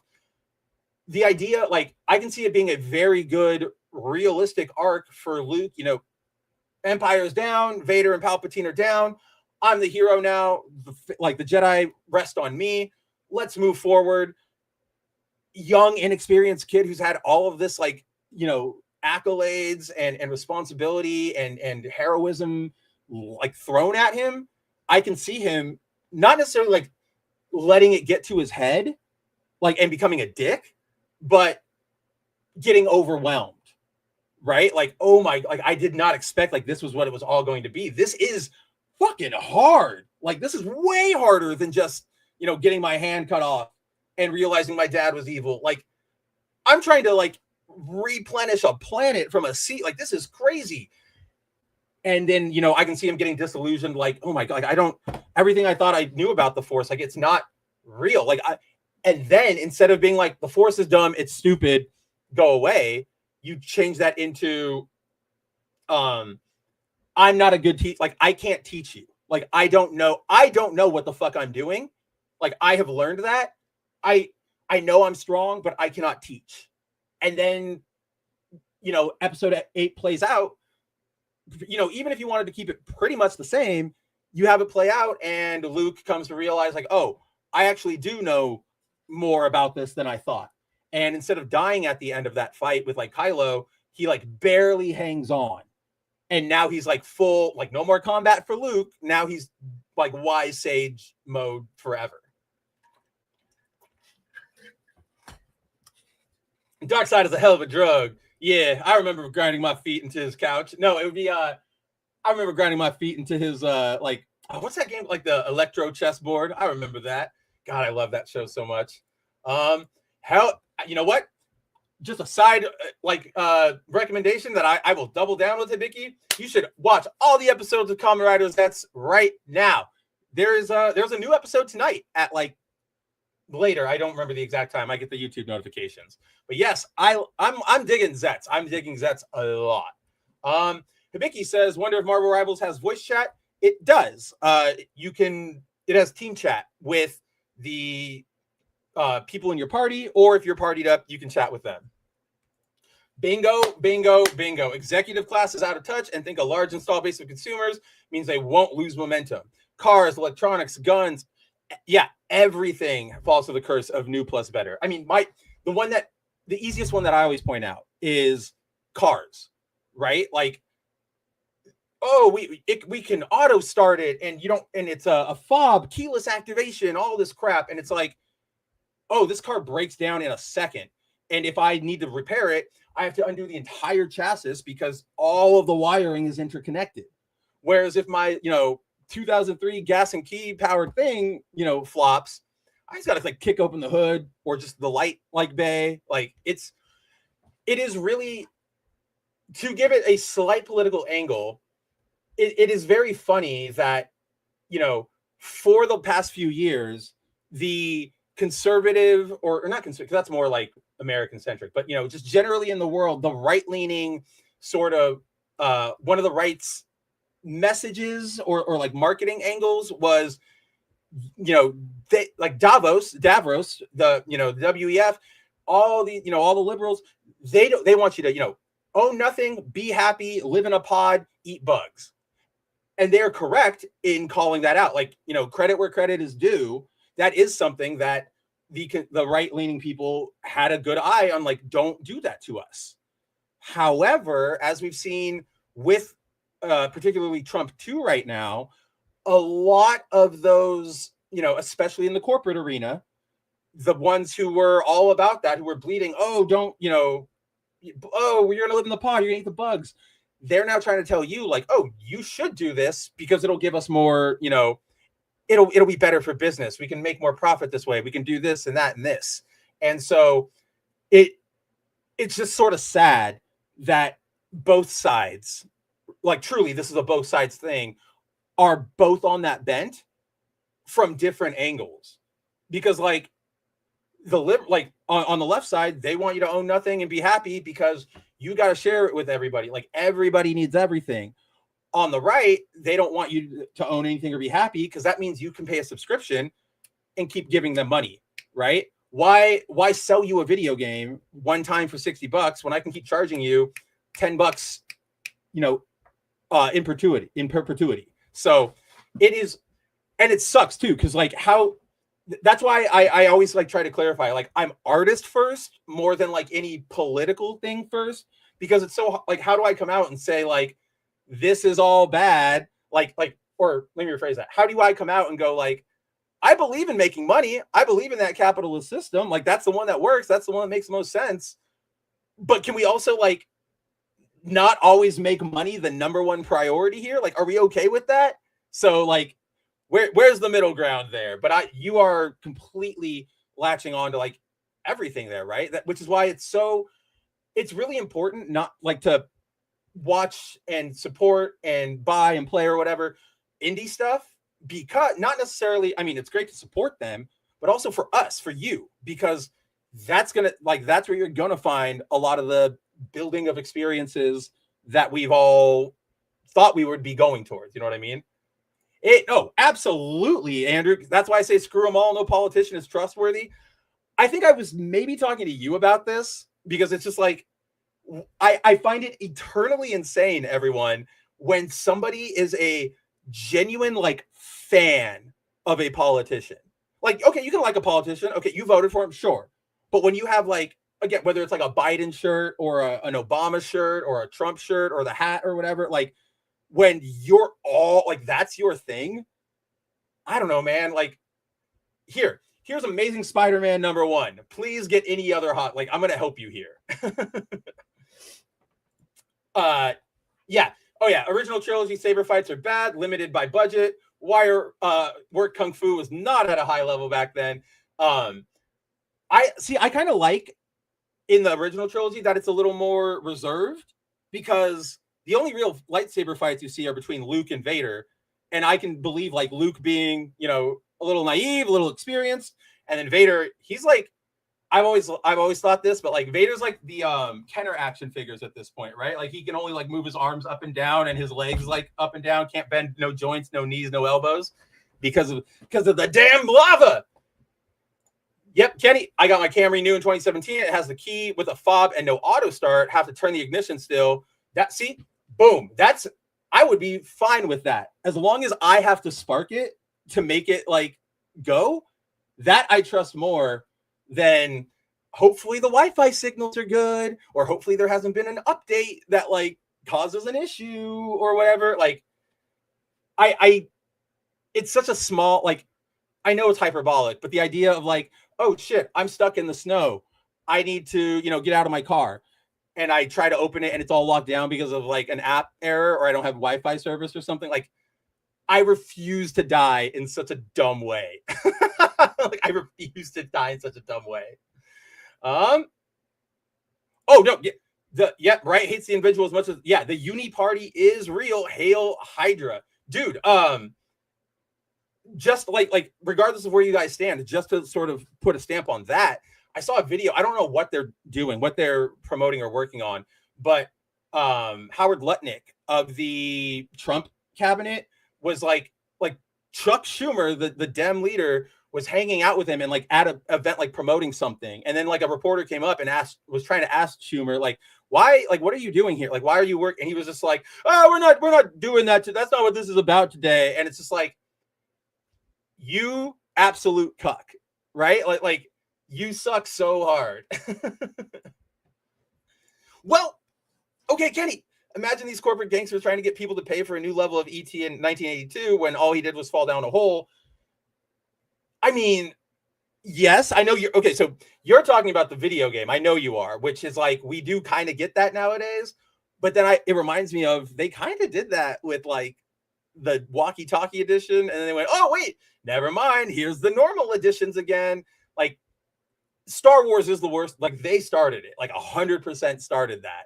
But it's still like, I still see all these other studios doing it.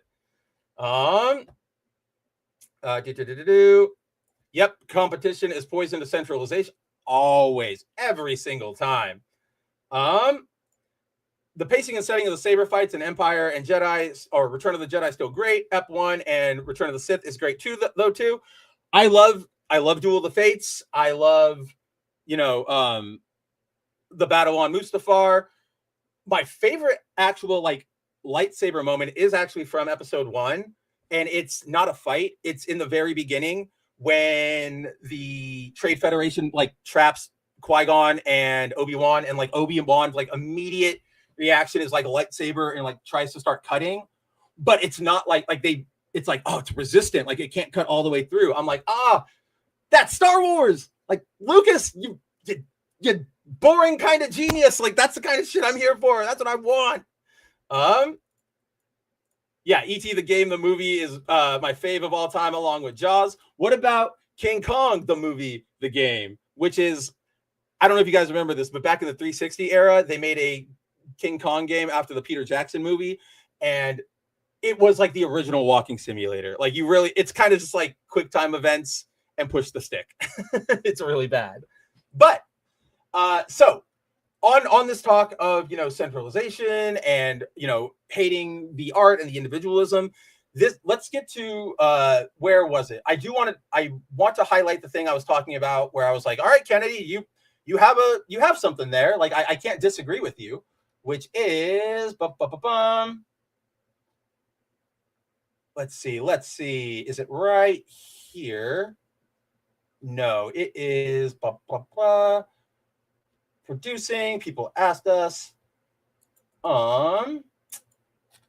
She like slams them. Where is that part? That part was so cool. It's the only part I was like giving her credit for.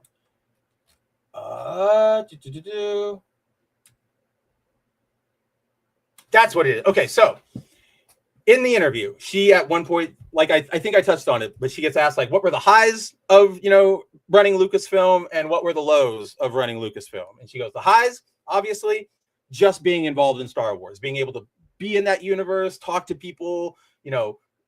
I love Star Wars. It was great. Like, kind of a generic answer. When she goes into the lows, at first she starts with obviously, and I will give her credit. It's growth. It doesn't erase, all old rhetoric or anything, but it's growth. She does say, like, the thing I hated the most was the insane backlash, like the insane negativity. But she is very, very, very clear that it is like a very small percentage of Star Wars fans and not everybody, which is like, even a year ago, we would have had like Leslie Headland telling us like, all Star Wars fans are this awful because you're, a guy and you suck. Right. So it's like, all right, a little bit of growth there. I can acknowledge that. But after, she talks about, I just didn't like that negativity. She gets into this bit right here where she's talking about, I understand the backlash. I know why people were, upset or where it came from. But at the end of the day, everybody who came to Star Wars was really trying to like they did love Star Wars, even if it was a bad project. Like, they came into it with love. And she acknowledges that right here. And she says, quote, that's what I think I do well. And that's what I click things. Shit. And what she's talking about doing well is like what Andrew was saying earlier. Like, she's talking about producing, like, I'm really good at doing all that. So, quote, she goes, that's what I think I do well. And that's what I like to do and want to continue to do. And hopefully that took Star Wars into the next step. We'll see in the long run, but it feels like it did. I feel like we expanded the universe. We brought new audiences in. And I think that's the most difficult thing to do with franchises in general, but especially with something like Star Wars, where George just created something that became a part of everybody's childhood. Every single filmmaker that walks in and wants to work on Star Wars, the first thing they say to me, the first thing I hear is, let me tell you about when I went to see Star Wars for the first time with my dad. And so from there, later, she is asked for a status update on the various projects that were greenlit under her watch, but will be completed, after her exit. So James Mangold's movie, Taika Waititi's movie, the somebody else has who was it who has something else in development? Simon Kinberg, the guy who freaking destroyed Dark Phoenix twice on the silver screen. So she's asked about that, and she drops a pretty interesting bit. So there's two parts to it. She's going through everything. Taika gave me a script. James Mangold's movie's on hold. Donald Glover gave me a script for Lando, and then she goes, "As you've read, Steve Soderbergh and let me go back up to it.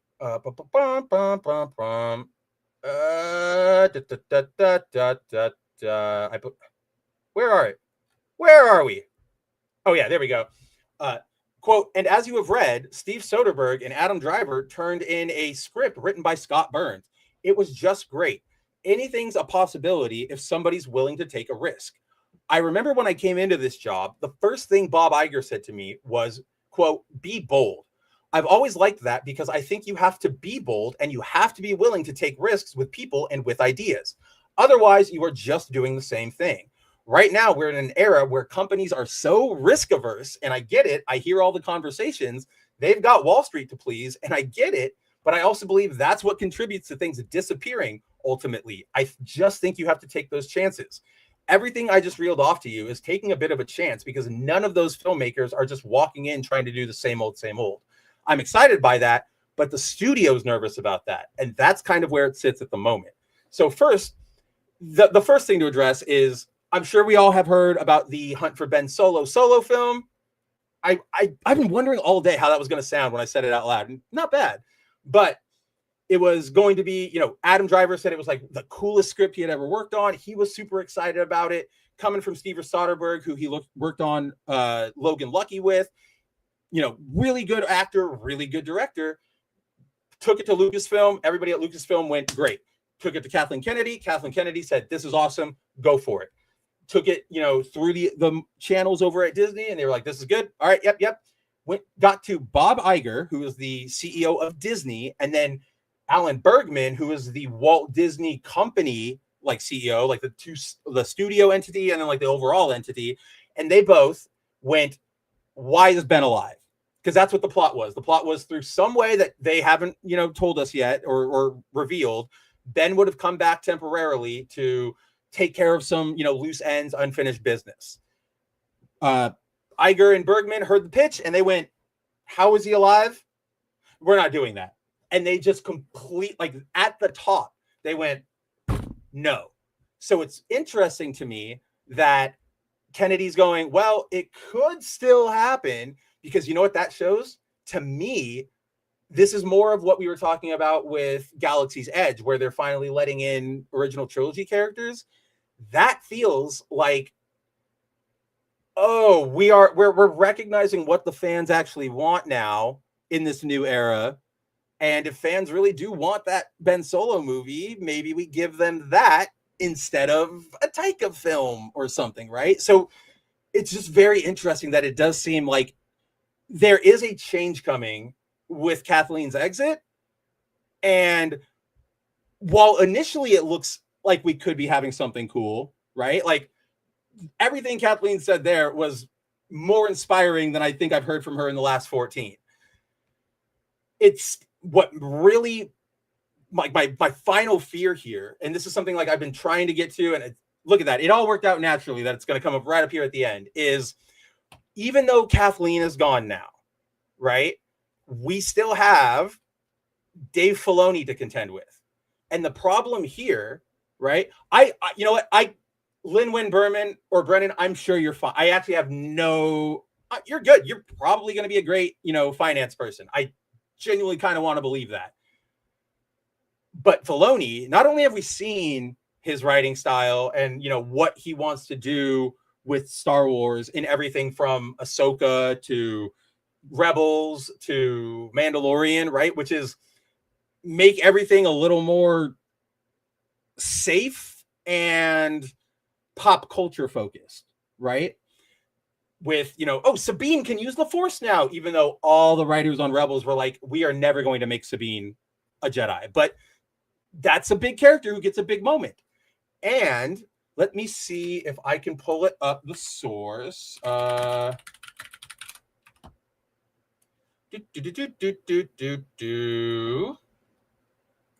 Yeah.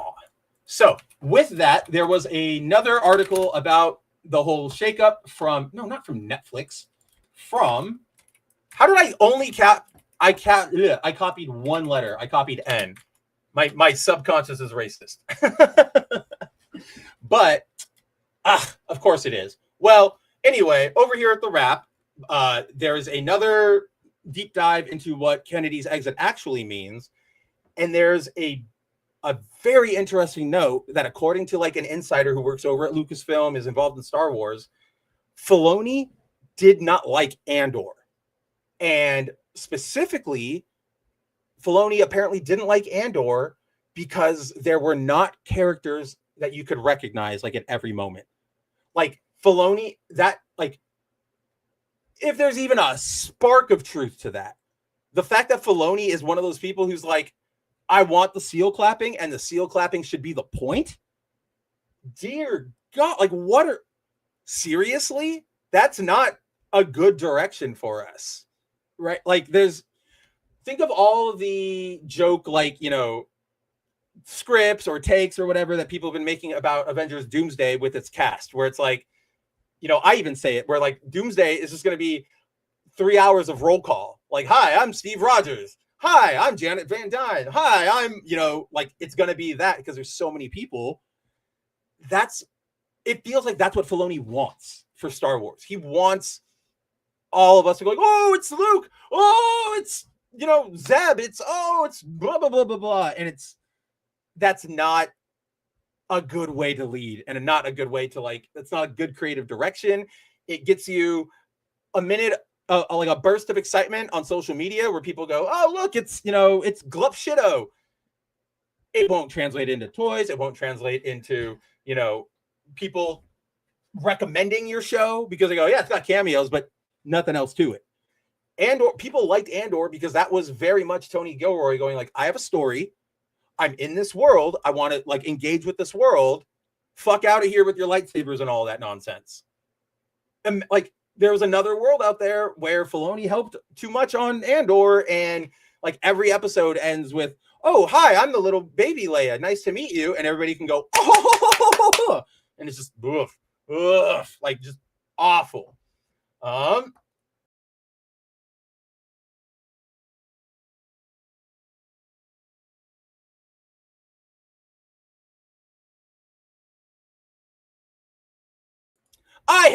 That was on me, everybody. I hit backwards on my browser and it took me out of the StreamYard. But whoopsies. You know what though? That's actually kind of a nice little break because we are coming up at our 2.5 hours. I'll jump back to the main screen. I'll close out the chat with you guys, see what's going up, and we'll get out of here. But Kathleen Kennedy, it is the end of an era, for better or worse. My really honest thoughts are that, we're not going to get anything better here, right? Not to say that Kathleen was giving us good stuff, but we're not going to see an improvement, especially if Filoni is the one leading the charge on all of this, because I think we're all over that. I think we're all over the Endgame portal moment. I think we all, pop culture has moved on past that. Let's see. All right, back to you guys. Oh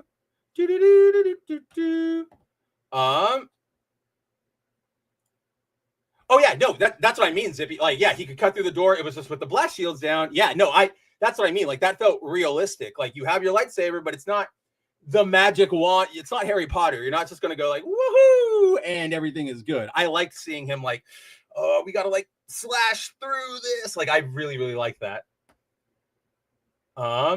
Yep, yeah, awesome moment. Also, Williams bringing in the Jedi theme, and then Rune Hako saying they're still coming through. Oh man, like, it's so good. And you know what? I even like the pod racing bit. I genuinely do.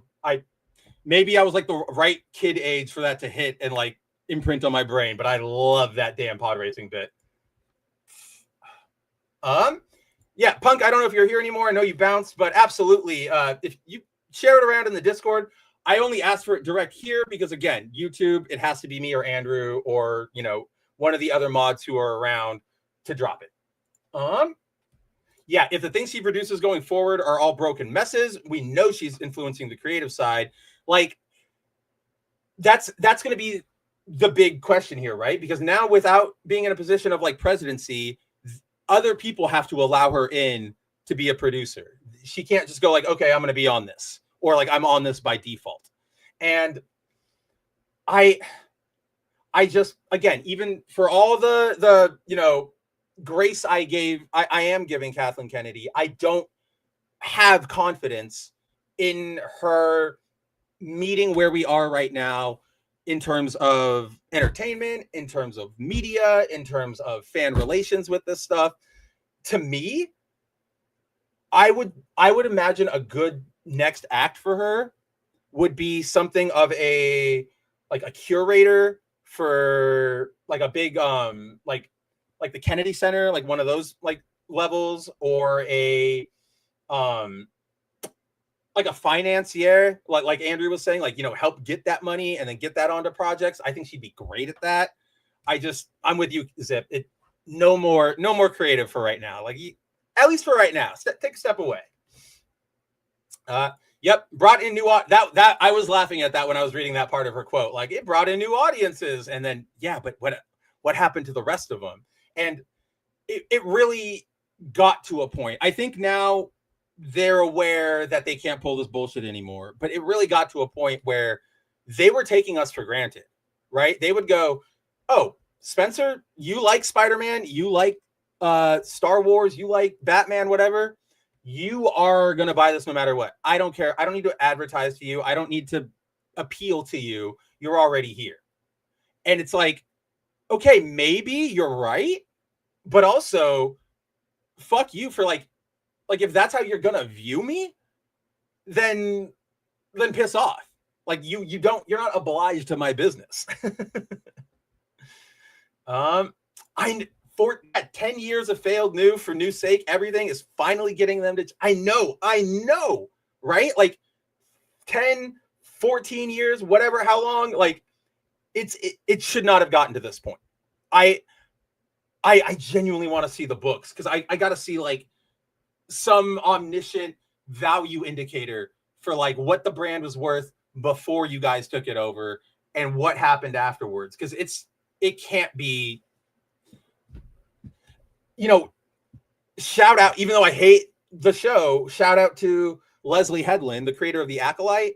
She gave an interview a couple months ago where she was like, at this point, I think Star Wars like content and people bitching about it and like talking about it and criticizing it is going to be more influential and memorable than the actual like shows and movies. And it's like, yeah, and that's because of Lucasfilm. You guys dropped the ball right here by just not changing anything. So everybody kind of accepted like this is what it is, and it's gone. We've all got to move on. Paula, what is going on? How nice to see you. Have a question. Do you think Reeves would play a great Darth Revan? Yes. Actually, yes. Especially if he goes like that super amnesiac route. I actually do think Keanu could do a really good Revan. I would want him to play it with slightly more emotion than he does his Shadow, right? Because his Shadow and his John Wick are more like reserved badasses. And I would want him to be a little more like almost take a small bite out of the Adam Driver Kylo Ren apple and just be like a little more aggressive, a little more loud, which is a deviation for him for sure. But I think pushing him into that small change and then letting him run, and especially with Revan, I fucking love Revan. He's my favorite. Yep. Yeah, exactly, Zippy. Andor was the best thing Star Wars in the last decade, and it was not even a Star Wars show per se. I was talking to some friends the other day, and it's like, if you like, where are all the aliens? That show could have taken place in like Nicaragua or like Cuba or something, right? Which is still a good show, but I'm with you. It's like, where's the Star Wars? You have just a little bit more of the Star Wars, and it doesn't have to take much. You just got to put in a couple aliens here or there, right? Or a very alien machine instead of just like a brain zapper, things like that. Yes, I can't. Yeah, I cannot wait for episode 18 later. Yeah, send me a friend request, Hibiki. I would love to play some Marvel Rivals. I've got to grind my ass this season to get that level 10. Like the final page of the battle pass is that incredible disco Fantastic Four Invisible Woman skin. I'm going to be on there a lot. I'm going to be on there a lot. Filoni is not going to do anything to improve it. Totally agree with you. Yeah, Kenny, right? Like, I have no confidence in that man. Yes, episode 1 also showed Force Run. Force users are superhuman. They are, and but like they have access to superhuman abilities. But I still like the idea of like their tool is still the tool, right? Like it's like Finn can pick up the lightsaber and fight with it, but it's weird. He doesn't understand how it's supposed to go. That kind of thing. Yeah. I still cheer like Watto and say Sebulba. Man, I like this. Now this is pod racing is like it's like a brain worm. I say it all the time when like things are going well, like in a video game, like, oh, we victory royale. Now this is pod race. Like, there we go, boys. Yep, the pod race on a big flat screen TV with a great sound system is incredible.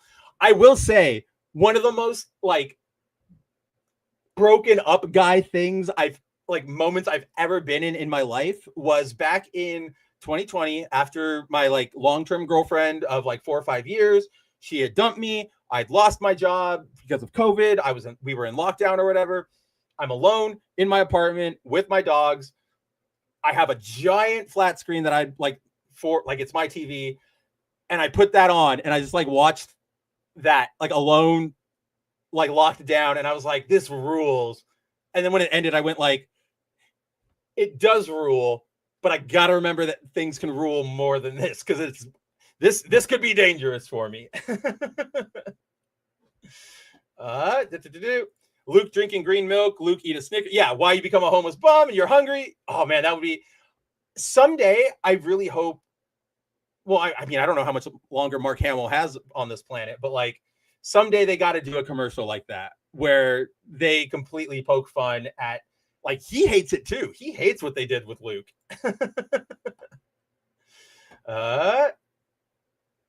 Yep, if this body is not capable of action, I suggest new leadership is needed. I move for a vote of no confidence in Chancellor Kennedy's leadership. Well, but then you get but Misa give all support behind Chancellor Kennedy. She can save us here. The entire galactic empire arises from freaking Jar Jar. Like, never forget that. Oh yeah, absolutely, Kenny. Yeah, she's right about one thing. The majority of that show's ratings were hate watching and like reaction watching. Exactly, right? Like, a lot of people watched that. They would watch a recap from your favorite like YouTuber. They're not going to watch the actual show because there's nothing to get out of that show. But your YouTuber can entertain you. They can make jokes. They could give you like, here's a critique, and then you can take that and think about it, right? Like, it makes complete and total sense to me. I've heard that Abeloth might be coming to Ahsoka season 2, and Portman might be returning as Padme, and Abeloth will take her form to deceive. That might be like the only thing you could have, like, anybody could have said to get me anywhere interested in Ahsoka season 2, because that would be super interesting. I'm not against it. I'm maybe against Filoni helming it because we know how he's going to handle it, but like as a concept, not entirely against that. Let's see. Yes, Keanu Darth Revan teamed up with Station from Bogus Journey. Let's make it happen. There we go. You know what? Direct to Hulu. I'm in for that. Now I want to watch episode 1 through 3 again. I'm not even gonna lie. As soon as we all started like talking about the Trade Federation and like the lightsaber thing, like you, me, and Kenny, I was like, well, I know what I'm gonna do immediately after this stream is over. You know what I mean? Yeah, it sucked. Just to be clear, she didn't die. We broke up. Like it was just a big breakup, and it was just a really bad time. But I'm living proof that things can be bad. Things can get really, really low. But we are all, capable of recovering, of, getting stronger, of being okay eventually, if not on our own, with help, with friends like all of you guys. Is he? Grant Gustin is going to be Flash again with yellow hair. They're going to dye it for Barry. I haven't heard anything about Grant, but would be interesting to maybe just like see, like if that was like a TV cameo, I'd be in for that. Oh yeah, for sure, Hibiki. I know you sent me. I saw that. I can't open it right now. I'll do it as soon as we're out of here. But yes, Zippy, exactly. That's a perfect stamp. YouTubers are fun. Hollywood, not so much. And with that, I think that's a perfect stamp to say, guys, I hope you had fun hanging out with me today. I definitely had fun hanging out with you, talking Star Wars. I knew that even though we were talking about like Disney Star Wars, this is going to suck. I knew a conversation would eventually arise of like, oh yeah, we like this stuff. Like, oh yeah, remember this cool thing? Remember like this? And oh, this is how we would have done it better. And so I'm over the moon because I've mentioned it before. I hate Star Wars right now. And it sucks because I used to love it so much as a kid. And it's moments like these that remind me like, oh yeah, this is why it was cool. So as always, guys, get out of here. It is Saturday. Go play something fun. Go read something. Go watch episodes 1 through 3. Any of them. You know what? Everybody is forgiven for watching Attack of the Clones tonight. You get one pass, right?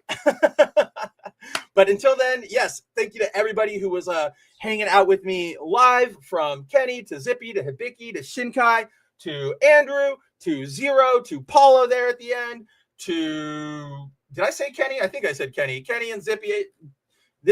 Timon, of course. See, this is the part where I start like, I'm dropping everybody's names. But guys, I love talking to you live when we're on the show, and to anybody out there watching in the VOD or just lurking, I see you too. I love you just as much. Couldn't be here and doing this without you, and the fact that, you know, you want better from your personalities and your news sources and all that sort of fun stuff. So, scheduling, as always, Monday, we will be back with Cider and Nerdigans on Weekly Weeb News, where they'll bring you the latest updates from the world of anime and manga.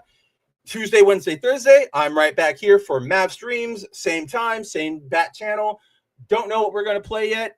I'll find something. We're in that January drought, so it's a little weird. And then Thursday nights, foil variant, me and Andrew, we give you the breakdown, the intellectually honest breakdown of the week's comic book releases. And then right back here next week, same Mav time, same Mav channel for another Good Mav Ugly. Guys, can't wait to hang out with you again. As always, you know, follow us on Twitter, follow the site. If you want to chat more directly with me and everybody here, down below here in the description is the link to the Bounding Into Comics Discord, as well as the Kabuto Studios Discord, which is, you know, my own private one. So if any of those are up your alley, hit them up there. Follow me on Twitter, YouTube's, Kicks, Rumbles, all the internets, all the tubes. You can find me there. And let's see, what else? Yep. Oh, yeah, you're off to Kirsch. Time for Foxu Waifu News and Tantrums. And Rocket League. What about Rocket League? I haven't played that game in ages, and I was bad at it when it was up. So if you want to play some Rocket League, just know you're going to have to really carry. But until next time, guys, I'm off to Pod Race. And yeah, take it. As the creator of Mara Jade, Wait! I am not the creator of Mara Jade, and I want you to get out of this office right now. I'm sorry, Sam. No way. You brought No way. You brought it on yourself. I don't want you here. I'm so Out. sorry, George. I didn't think it would go like this. Out. Ted, I got your voucher. Out!